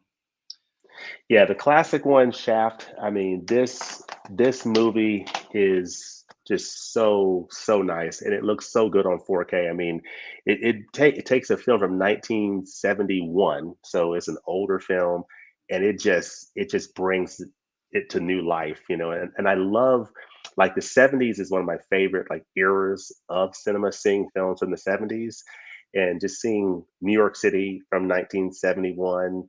It is just, it is so freaking beautiful on this 4K disc, and it was just nice to revisit this film again. And of course, it has the sequel to this film in this package as well. So this is one of the best packages overall from Criterion so far this year. This 4K Ultra HD Blu-ray combo pack. Yeah, I think it's really Fantastic. cool that they stuck the sequel in there. Mhm. Very cool of them to do that. Sean Waters said the pinnacle of film was someone in Jackass taking shots of sweat collected from an ass. Okay. I mean, James, I understand what he's talking about here. That is like you know what Jackass is, right? Yeah. Okay. So that's one of the stunts that they do in the movie. I forgot the name of the person who's behind that. Who's that person behind that? Knoxville? Yeah, it's Johnny Knoxville. Oh, Johnny Knoxville. Yes. And Steve-O is very famous. Yeah. But yeah, that's one of the stunts that they do where some guy works out in a sweatsuit and Yep. produces sweat, and then they drink the sweat. Oh man. They honestly though, I love those movies because they are so stupid. Yeah. They're so dumb. And Oh yeah. you just turn your brain off and you just watch. Yeah. And there's nothing wrong with it. Oh yeah, I like stuff like that. Uncut Gems, a great film. Just got the regular Blu-ray though. Yeah, that's cool. Totally cool. But the regular Blu-ray cover, I think, is better than the Criterion cover. Yeah. Like the one where he's like all beat up. Great for phrase like this here. Yeah. Whatever. Yeah. Looks I think good. it's better than the Criterion cover. Like the Criterion cover is it looks like a screen grab almost. Yeah. Mm-hmm. Like especially with the slip cover, the original Blu-ray. Oh, beautiful stuff. Mm-hmm. Chef's kiss. Yeah, what a film. What a movie. I mean, that's a great movie. So why are they like $50? Why are Criterion's $50, James? Oh, well, okay, yeah. So their standard 4K Ultra HD Blu-ray combo packs are like a standard Criterion, like for example, Buck and the Preachers Blu-ray is going to be like $39.95 or whatever, or $39.99 SRP. So for a Criterion sale, 50% off is going to sell around $20. But for these like 4K Blu-ray combo packs, they're selling these typically around, the SRP is around $50 for the 4K editions, because it's got the 4K, it's got a Blu-ray, and so because of that combo, they're charging like 50, with the exception of like for example, Citizen Kane. It was a little bit more. I think there was an extra Blu-ray in there as well, so that was like $60. So during the Criterion sale, it was like 30. So definitely the best time to pick up Criterions are during those 50% off sales, either flash sales from Criterion or the 50% off Barnes and Noble sales, or whenever, a lot of times Amazon has Criterions on sale for 50% off at different times throughout the year. So it's definitely good to keep checking out Amazon. I also think they're a little pricey. And Blu-ray.com. I think they're a little pricey just because of the work that goes into them, and that's stuff that we don't see. Like we don't see they do a lot of, I mean, in the way of special features, visual essays, and a lot of, adding in some cases commentaries, but visual essays and other, interviews that they'll add to really give you a complete, package for that film in terms of the special features. So it's the restoration work that they put into, these films, which is top notch. I mean, they usually do a fantastic job with the restoration work, but the compilation of special features, they usually do a very good job with the special features, which for a title like Pink Flamingos is really important, because if you only see the movie, you don't see any special features, you sort of have I would have a different experience. I would have just been repulsed by the movie. But by the time I went through the special features, it really gave me a broader, perspective on, on the movie and on the film and the filmmaker and Divine and John Waters. And I was like, wow, this is really, really something. I'm still repulsed by the movie, but I at least have a better understanding of it, and I have more of an appreciation for it. I was going to say that the $50 price tag would be like for people who appreciate movies and like who are passionate about movies to further like invest in that passion, like to hear like-minded people, like the directors, like you said, the video essays. It just adds to the appreciation for film. Yeah. But on that $50 though, the good thing is that during the Criterion sale, you're paying half that. So it's, 25 is better than 50. Right. Oh, For sure. I think very few people are walking in Barnes and Noble and just saying, "Oh, let me just pick this up for the full price." Yeah.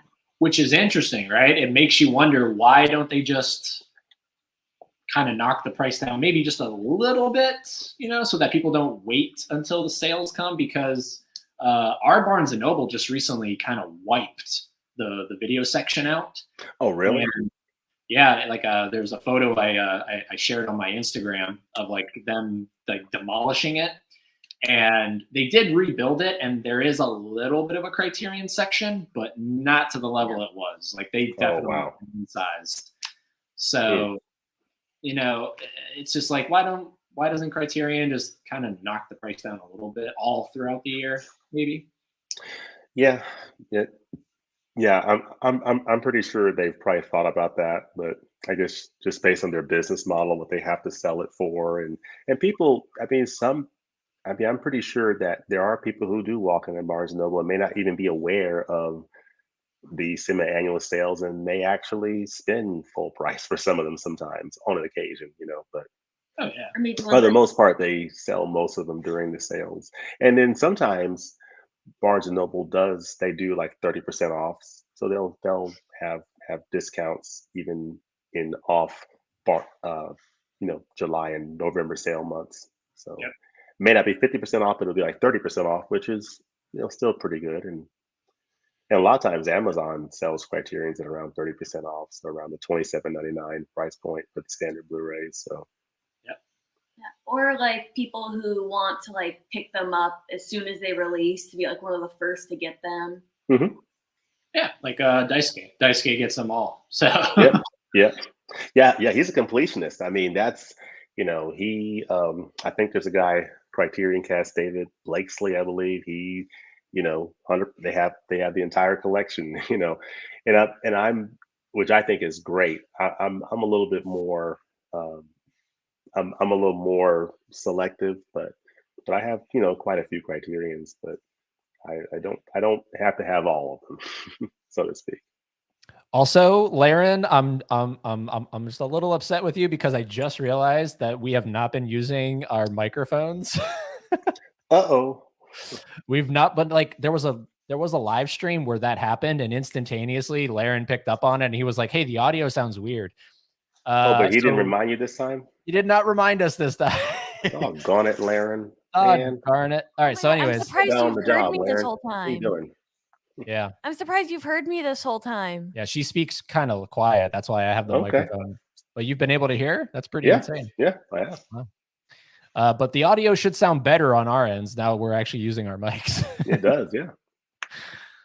Oh, man. Oh, Sometimes I forget to do that when I'm like setting everything up in the StreamYard. I forget to check the microphones. What made you think of it? So what do y'all, y'all like StreamYard? Honestly, I don't know. I like StreamYard. I do notice, I don't know what's like, I don't know if it's our internet or something, but I notice sometimes that we have like connectivity issues. Well, right now it's storming. So I don't understand it. But other than that, I think StreamYard's the best. So, yeah, I think so too. I've been very happy with them so far. Yeah, it's just easy to get people on, you just send them the nice link. They don't have to and everything. So Yep. Yeah, you're right. It's easy to just send people a link, get them on. It just works so well. Yep.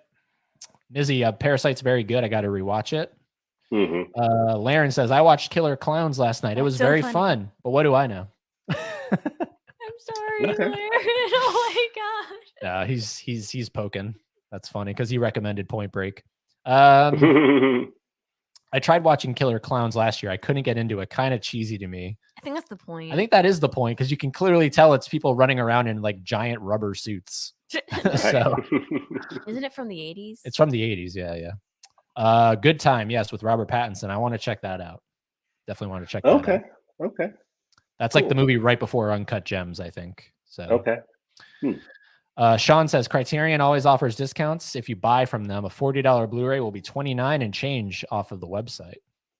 Yeah, one of the good things about buying direct from Criterion, of course, they have their flash sales. So typically they'll do like a flash sale, like they'll probably have a flash sale in October before the November Barnes and Noble sale, like a 24-hour flash sale.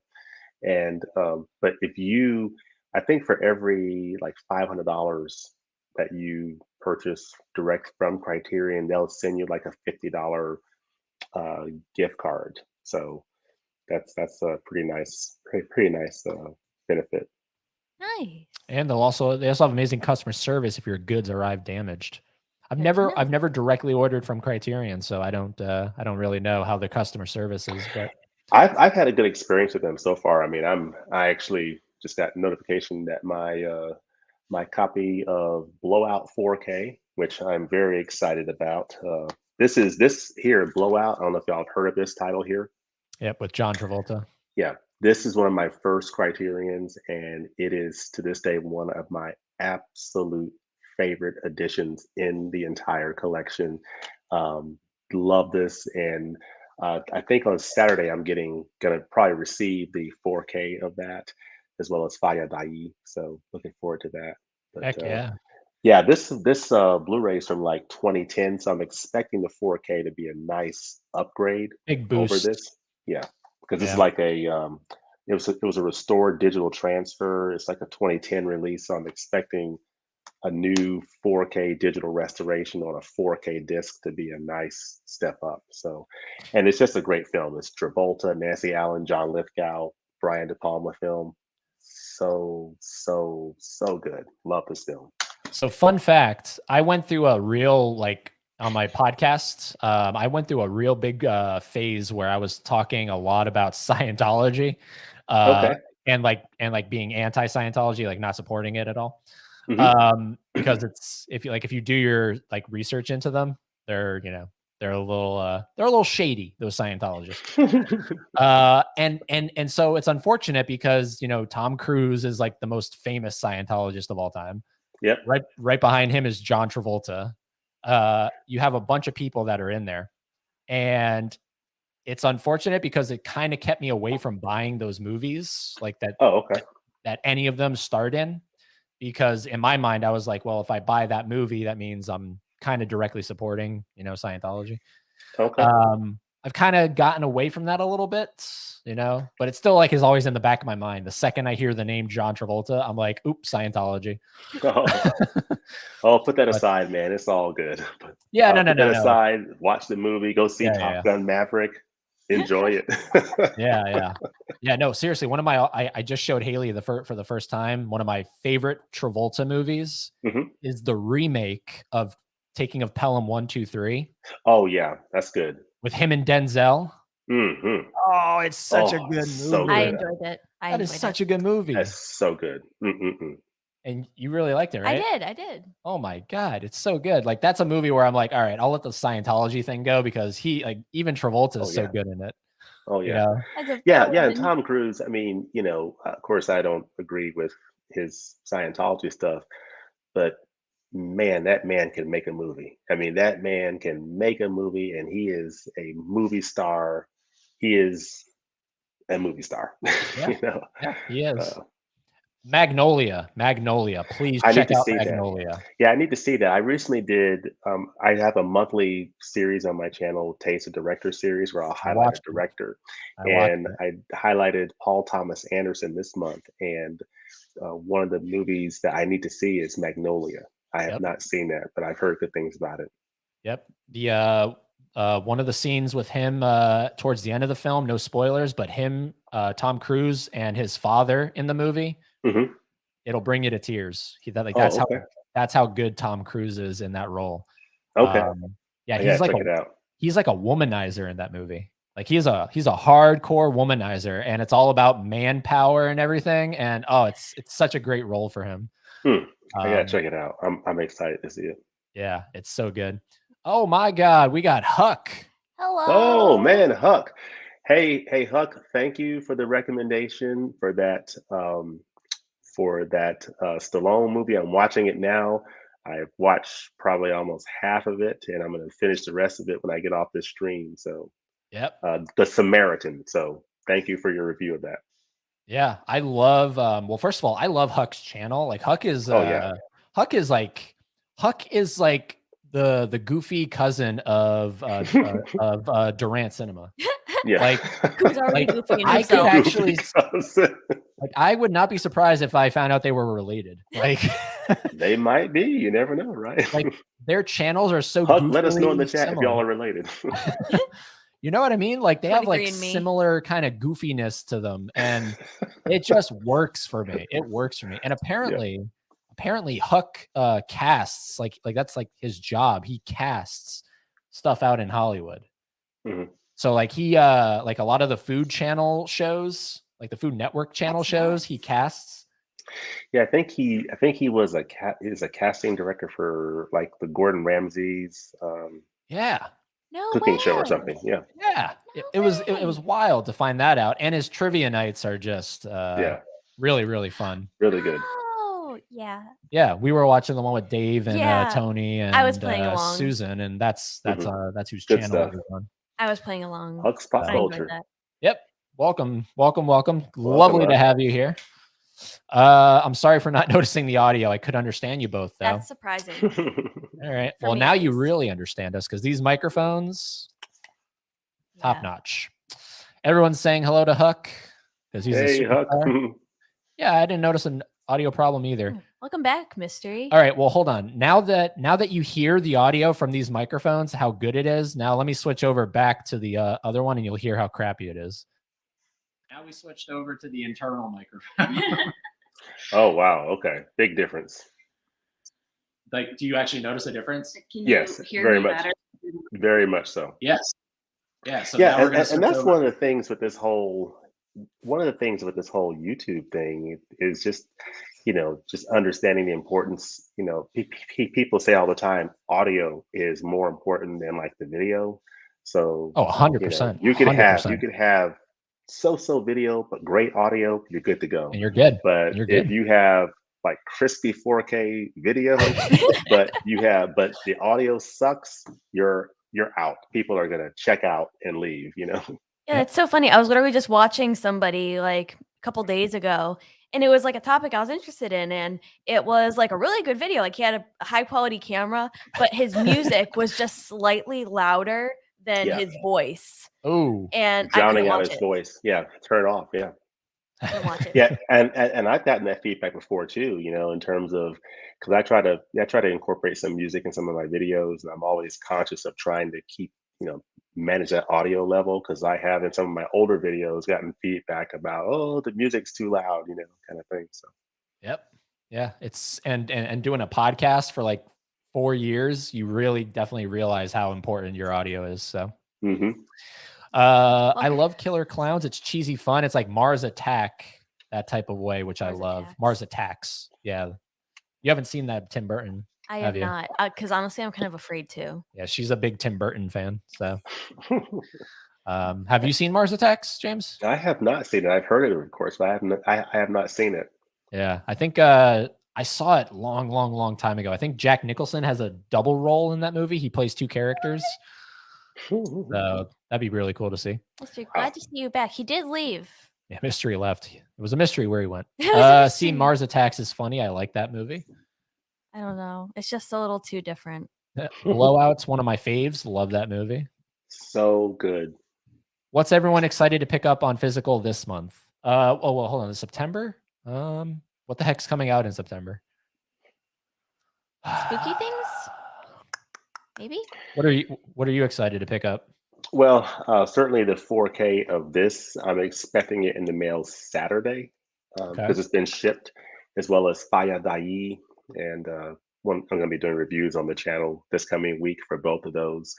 And then also Star Trek, the motion picture. So a lot of I think the first 6 Star Trek films are coming out on 4K on this Tuesday. Cool. But I think the only one I'm going to get on 4K, at least for now, is the motion picture. Okay. I want to get that one. Star Trek II: The Wrath of Khan is, in my mind, the best Star Trek film, but I think I'm happy with the Blu-ray for now. But I want to get the motion picture on 4K. Okay. Yeah, I saw that on Ken Mid-Level Media's channel. He just did a video where he was talking about his most anticipated, and he talked about the Star Treks. Yeah, and I think he was saying, he was debating, am I going to get them separately? Am I going to get the 6 movie set?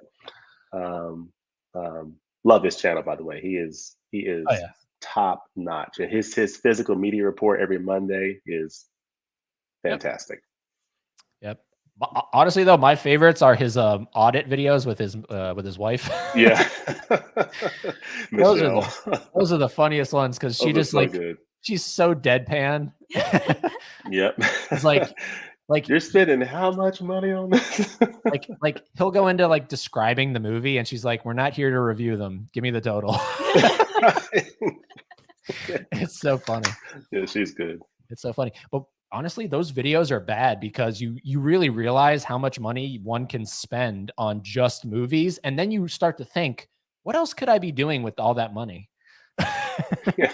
You know what I mean? It's like, maybe we could take a vacation with that money, or that sounds nice.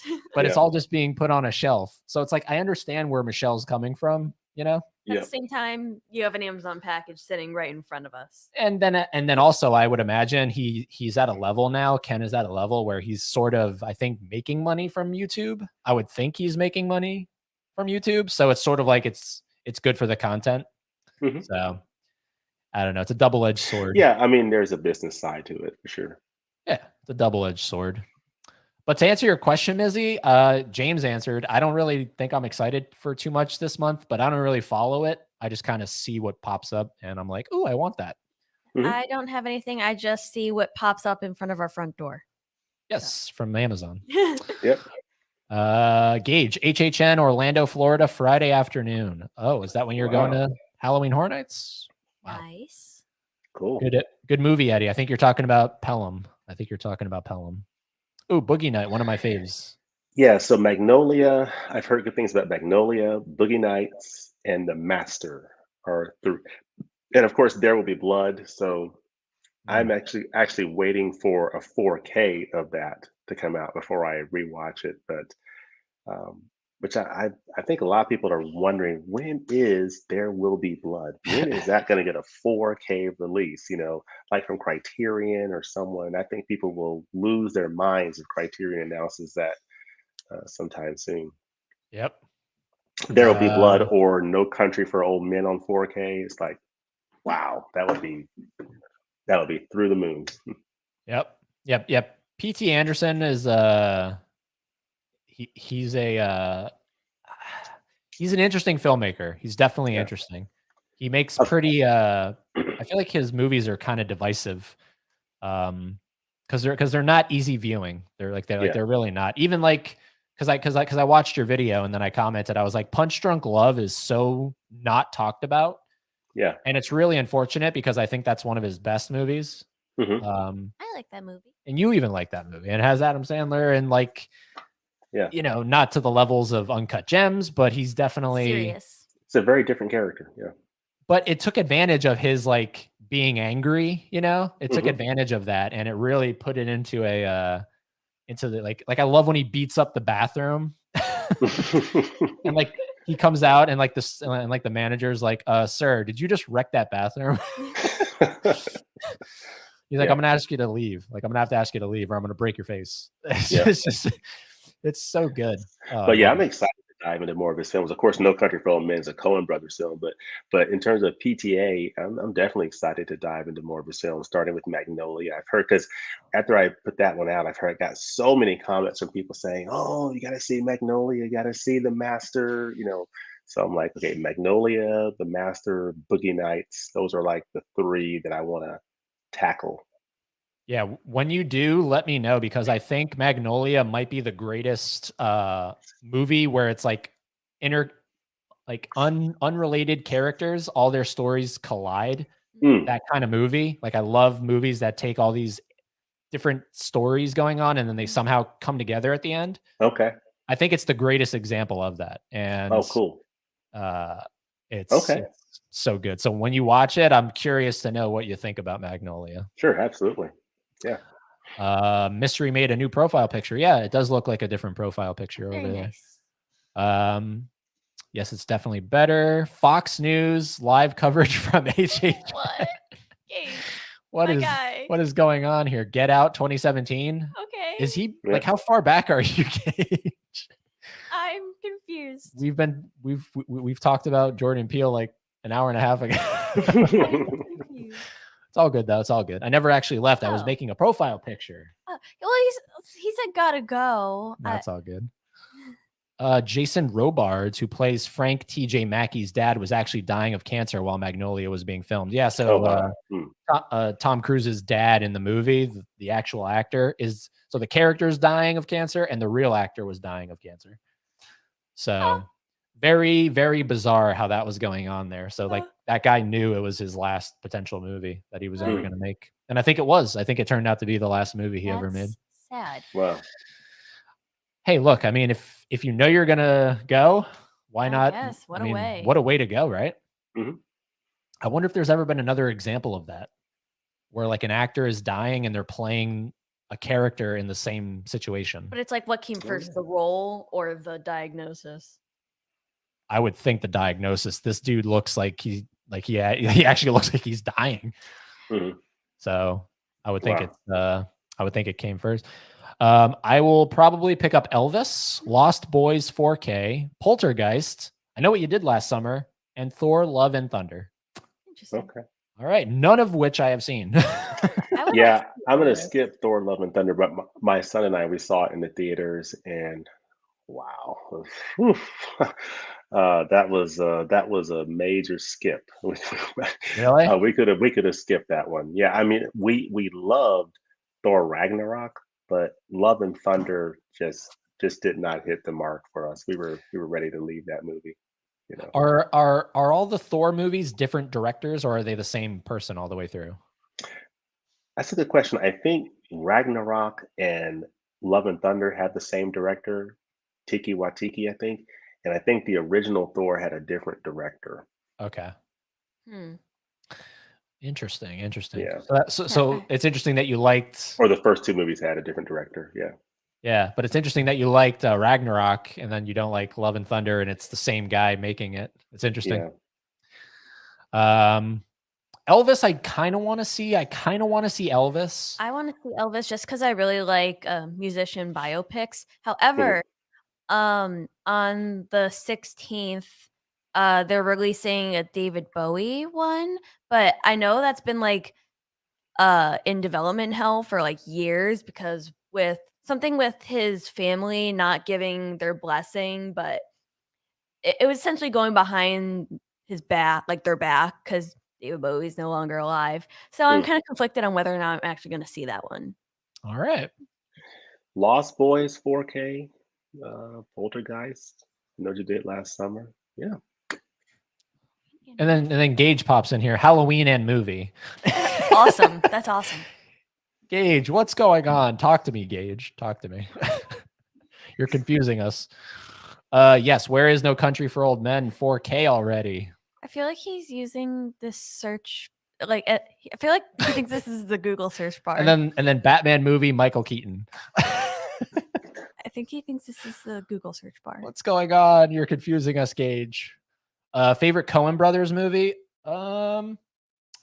What the heck have I seen from the Coen Brothers? I'm really bad with names. That is a James? great question. James, you For answer it. me, for me, it would be a close tie between Fargo and No Country for Old Men. Fargo and No Country for Old Men. Yeah, if I had to pick, I would probably say No Country, but Fargo is so good. I mean, Francis McDormand is perfect. William H. Macy is amazing in that movie. and it's just a great film. Have y'all seen Fargo? I have not. No. Nope. So good, so good. That is a good movie. Uh, No Country for Old Men is just amazing.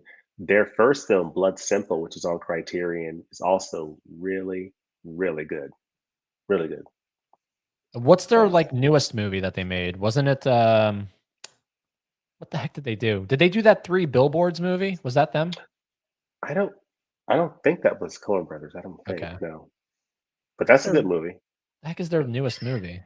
I don't even know what their newest movie is. I don't even think I'm big into the Coen brothers now that I think about it. Like I haven't seen And of course, The Big Lebowski is really Oh, The Big is Lebowski. is really good. I don't know if y'all seen that or not, but It's on my watch list. that is a really funny movie. You know, Yeah. Jack Yeah. Bridges is so good as the dude in that movie, and he talks about how the rug it really ties the room together. So it's that movie is so off the chain. It's crazy. Mizzy, what's yours, Laren? I'll have to get back to you, Mizzy. Mizzy. Yeah, it's not great, but I get every Marvel, good or bad. Interesting. From what I've gathered, PTA isn't a fan of 4K for whatever reason. Yeah, and that's fair. I mean, and at the end of the day, like I said before, Blu-ray is a perfectly fine format. Blu-ray is Oh, great, perfect. and Absolutely. especially like I have a 4K TV, 4K Blu-ray player. So what happens is, if you put a Blu-ray in a 4K player and play it on a 4K TV, it's going to upscale it to sort of near 4K quality. It's not the same as a native 4K disc, but it's going to take that 1080p Blu-ray and make it look a little bit better on a 4K display. So, and that's why oftentimes you don't see as noticeable a difference between a Blu-ray and a 4K because of the upscaling. So yeah, Blu-ray is great. I still want No Country for Old Men on 4K though. I still want it. Petition for it. Tony, I agree with James. Love and Thunder was not great. Ragnarok is so much better. It's hard to believe both were directed by the same person. Yeah, I just think they went a little like Ragnarok. The humor and the tongue-in-cheek nature of it was perfectly executed. Whereas Love and Thunder, they kind of doubled down on it and went a little bit too far, and it just didn't. For me, the jokes just didn't land, and it just didn't work at all for me. But some people may love it, but I didn't. My son and I, we did not dig it at all. Ragnarok is so much better. Taika said he's not coming back to Thor 5 because no one didn't like Love and Thunder, but you'll get the Steelbook, Tony. What else? Fargo, Snowblower scene is a classic. Oh my goodness, yes. Mizzy, the Steelbook is ugly. I didn't buy the Doctor Strange 2 Steelbook because it was ugly as well. Maybe a tie between The Big Lebowski and Blood Simple. So Slip for You, it's very colorful. Doctor Strange Steelbook was boring looking. Yeah, I don't know. Just not into the Marvel stuff. It's just and at this point, even if I wanted to get into it, I feel like it's There's just so much. It's the train is so far down the tracks now. Yeah, I think that it's for anyone because there's so many movies out that it's almost overwhelming at this point. But I think for someone who is interested, that whole ride up to in Avengers Endgame is an incredible ride. And if someone was interested, then they could definitely binge watch that and see like the first Iron Man movie, see the first Thor movie, the first Captain America movie, go into Avengers, then maybe go catch Captain America, the Winter Soldier, you know, the next Captain America movie, and then Infinity War and Endgame, and that's a pretty good ride, but that's a lot of films to watch, Yeah. But the good thing about binge watching is now it's all out there now, and you can just if you wanted to, you could watch all that. Yep. And here's Tony. I like the Marvel stuff through Endgame. New stuff, nah, it's just not good, except for Spider-Man. That tends to be the consensus. That's the consensus. Yeah, and that's where I think it's going to be interesting. Like I'm watching She-Hulk now. That's like the end of Phase 4, which has people have not really enjoyed as much, and now they have plans for Phase 5 and 6. Then so we'll see where that leads. But it all comes down to can they give us compelling characters and stories and characters that people care about and can get invested in. That's going to be the big thing, for the future of Marvel films, as well as Star Wars films. Yep. Yeah. So We'll see. we'll see. But Mizzy, yeah, Phase 4 not that great around. Hope it picks up in Phase 5 next year. Yeah. Weren't you going to make a video talking about the franchises? I was thinking about it. I did a poll in my community tab, and based on the results, it seems like a lot of people are not too interested in it. Of course, I think there's a little bit more interest in the future direction of Marvel films, but I thought Yeah. it would be an interesting topic to talk about, like the future of the MCU or the future of Star Wars films, because I kind of wonder in my mind, have we seen the last of the great Star Wars movies? That what is the future of Star Wars films? Because I know that coming out of the like the original trilogy, fantastic. Prequel trilogy, most people just sort of throw it away. And the sequel trilogy started out great with The Force Awakens. Then, The Last Jedi was okay. And then Rise of Skywalker, it just really went off the cliff. And Yikes. so, at least that's how I see it. And so the question just, becomes, will they, what is the future of those films? Can they restore the magic and bring us some fresh characters and new interesting stories? Can they do that, or have we just seen the best of the Star Wars movies and that's it? Same with the MCU. Yeah, have we seen the best of the MCU through Endgame and it was a nice ride and that's it? Or is there a better future? So that's what I Maybe was going for, but I was sort of looking at my community tab and looking at the results and just sort of gauging how much interest there is in that, from people. maybe instead of any of those, you should do the state of the Indiana Jones franchise. Yeah. Where is that? Indiana Jones, yeah. Because honestly, after the fourth movie, which everyone kind of poops on, I'm surprised that they're making a fifth one. So, Yeah. but yeah, we'll see. I'm excited for We it. shall see. It sucks that Spielberg's not directing it, but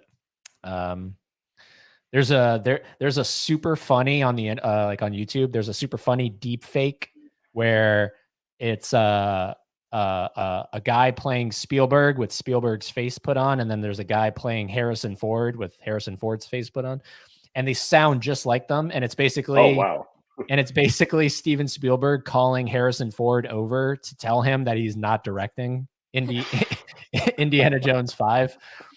right. It's the funniest thing. Like, I don't know how you would look it up. Just type in Steven Spielberg deep fake, something like that. And I would be surprised. I'm kind of surprised Harrison Ford would even sign up for that, because it's one of those things where you would probably only want to do it if Spielberg was otherwise why bother? Just sort of let it just be done with it, kind of thing. But I'm not sure what would motivate him to want to do it, but I'm sure he has his reasons. Well, because he's doing his I forget what he's doing, that the Fablemans, which is just instantly one of my most anticipated movies of this year. Oh, okay. So it's supposedly autobiographical, and it's supposed to be based on Spielberg's life. Oh, cool. So, all right, before we let you go here, I just have to play this because I found it, so I just want to play it for everyone. Oh, okay. Can you see the screen? Did Yeah. you show the sound? Cool. Yeah, I shared the sound. All right, so this is what I was talking about. This is the funniest thing I've ever seen.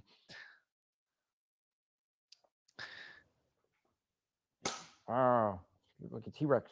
It's great. It's great. It's great. Hi, I'm Steven Spielberg. Directed many motion pictures, E.T., Jaws, Color Purple, which I didn't win an Oscar for. I'm still very upset about that. But I also directed all the Indiana Jones pictures with my producer, George Lucas. This time around, I'm not going to be making those movies. I'm very sad about it. But I picked a great director, James Mangold. Unfortunately, Harrison Ford doesn't know yet, but I decided to step down on the latest picture. So I'm going to break the news to him over lunch. I thought it would be fun if I showed him a picture out of it. It was a picture of me pulling out of a picture. Oh, that must be Harrison now. Oh, there he is. Harrison, how are you? I've seen you for a long time. Oh, Great to see you, Paul. I got you something. Oh, you did? What did you give me? Oh, this is great. Oh, this is For great. Indiana Jones 5. Well, this is Director. Oh, that's great. That's great. You're This is gonna great. get another Oscar. Well, you this know is that. great. I wish I'd won this for The Color Purple. This was great. You know, we had the first lesbian scene in The Color Purple. We cut it out. Two women kissing in that picture. Then we made a stripper pole for my daughter. It's the Oscar with the pole coming out of the top. Oh, That's great. She loves it. She loves it. So you George, how's he doing? yeah, I saw George recently, actually. George is he's- On Collider. You're going to have fun with this picture. It's going to be a great movie, and I know George has come up with some storylines. George wanted to make another indie film where it was just gophers. You know, so he wanted to do those goddamn CG gophers. that they That's had. what did you turn down? You were like, I don't know if I can direct that. He's not directing. I don't want to act. Well, I mean, listen, you worked with Sidney Pollack. You worked with a lot of other great directors. You worked with a lot of other great filmmakers. They weren't Indy Jones. Well, but you make the smaller, more dramatic films. You're always very good at those. That's really something we did together. That's what I like about your style. You go big or you go home. You, Harrison Ford. Actor. Harrison Ford. Indiana Jones. You're the only Indiana Jones who ever played. Dun, dun, dun, dun, dun, director. There it is. I am a director. I'm Steven The Spielberg director of a lot of pictures. Of a lot of directors. Indiana Jones. From the director I've done Jaws and Close Encounters. and all the Indiana Jones. Sure. But you know, sometimes you work with other directors and you give a great performance. Sometimes, but not on Indiana Jones. Right now it's just Indy 5, but Yeah, well, I got a better title than that. Oh, you got some Yeah, I wrote down some. That's great. I'll pass them along. Let's see, them where along. did they go? I remember. Sure. Yeah, just go ahead. Indiana Jones. 5. That's great. It's great. I love it. It's The 5. sure. It could be like the bullwhip. Right, it'll be the. We should take the bullwhip. That's a great idea. Take the bullwhip and make that actually number 5. That's why I love working with That's great. It's great. He's the genius. All right, I'll pass that along to the team. I'll pass it along. It's gonna be great. Well, the graphics team, he means. The people that actually Sure, it's great. design the look. Well, if you come with any other ideas for titles, you just let them know, and I'm sure they're gonna. No, I had some more Great. titles. I thought about Indiana Jones. We're not done yet. It's and then it basically goes on to him telling him that he's not doing it, and it's insane. It like the deep fake stuff nowadays is scary how good it looks. Yeah, it is, and that technology is, it's just we're just seeing the beginning stages of it, and just imagine where it'll be in 10 years, right? Yeah. Yep. Exactly, Mizzy. Wow. Wow. It's crazy. So that's I feel like that's a good spot to round out this episode with that deep fake. And this whole thing was a deep fake of me and y'all. Yeah, can you imagine that? Can you because there's a channel I watch, Dave McRae, and he talks a lot about that, where he's like, can you imagine, not that they would, but he's like, can you imagine if the government wanted to put my face on like the person who robs a bank and like put my face on the security cameras and say that I did it? Yeah. They could if they wanted to. They could. Yeah. Yeah. It's gonna be, yeah. I mean, the future is kind of almost scary. You think about the possibilities. It's like, wow, you know. Yeah. I mean, in fact, that's that sort of that. I think that should give people ideas for for a movie. You know. A Black Mirror. Well, what's really cool is Spielberg and Tom Cruise did a movie something like that where it's called Minority Report. Oh yeah. Did you ever see that one? Yep. Oh man, it's basically in the future they can tell when someone's going to commit a crime, and Tom Cruise is like the head of that, and then it gets revealed that he's going to commit a crime in the future, and he has to like kind of escape. It's actually It's a really really good. good movie. It's really good. Yeah, Minority Report. Mhm. So, Interesting. yes, exactly, Mizzy. It's me, Billy. Yep, Dave McCrae. He's a phenomenal YouTuber. So, anyways, we could keep going on and on. I feel like so. We'll stop it here at 2 hours and 23 minutes. Yeah. I Yeah, I've think- enjoyed it. I think you may have our longest episode. I think you may Oh have our wow. longest. Oh, my Durant goodness. was our longest previously. Yes. Well, I apologize for the technical difficulties and everything. Oh, it's all No good. big deal. It's all good. But it was a lot of fun chatting with you. I've Yeah, I had fun. I've been following your channel for quite some time here. So Well, thank it was you. cool Thank to you. cool to get you on. Mizzy says, "Nice meeting you, James. Gonna sub." Yeah. Nice meeting you as well, good. Missy, and everybody, and of course, Eddie and Haley. Definitely appreciate the invite. I saw the invite come across a few weeks ago, and definitely love your channel. I love the vlogging, and it definitely inspires me. To your point, just the whole getting out, just getting outside of like a regular sit down situation, out in the world, showing people things and seeing the world out there is I try to mix it up a little bit, but I can definitely step up my game with the vlogs, and seeing your content definitely inspires me to do a little bit more of that. So really, really great to meet y'all, and really do appreciate the invite. Had a lot of fun. Yep. And we'll Aw. continue to watch your watch course. your stuff, and hopefully you do that that ranking video, even if like people don't really want to see it, because I'm sure there's a lot of people out there that haven't discovered your channel yet that will Right. discover it through that video. And plus, the So- best Okay. videos come from what makes you happy. Yeah. So Yeah. True. have James back again, says Laren. Sure, love to do it. Yeah, absolutely. I'm because we do And watch next time, along. Laren, definitely stay on top of the audio. Make sure if the audio is not on point, let us know up front. Yeah, absolutely. Because we do watch alongs. Like we're gonna start doing watch alongs of movies. Mhm. And I was actually contemplating doing the kid. So maybe if we do the kid watch along, we'll have James back on, and we can all we can give some commentary on the kid. So Yeah, sure. Yeah. That's a great one. Such a great movie. yeah, absolutely. Bye, Eddie and Haley. Goodbye, Mizzy. Good Bye, night, Mizzy. Mizzy. Take care. Good night, Laren. All right, so his stuff is down below. Click it. Go do the stuff you do with YouTube, and we'll talk to you soon, James. Thank you for having me. Good night, everybody. Bye, man. Bye. Ah, love it, love it, love it. That was fun. That was a lot of fun.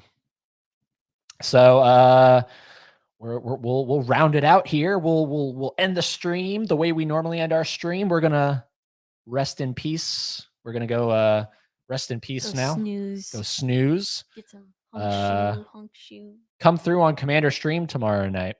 Ooh. Yeah, because I know that tomorrow night is the Silver Scream Con recap, basically talking about, and that was just really cool how you all met up at that convention. So it was actually really bizarre to see you on video, Mizzy. It was actually really bizarre because typically you're always like on the live streams. You're just kind of like at your house. It was cool to see you out and about.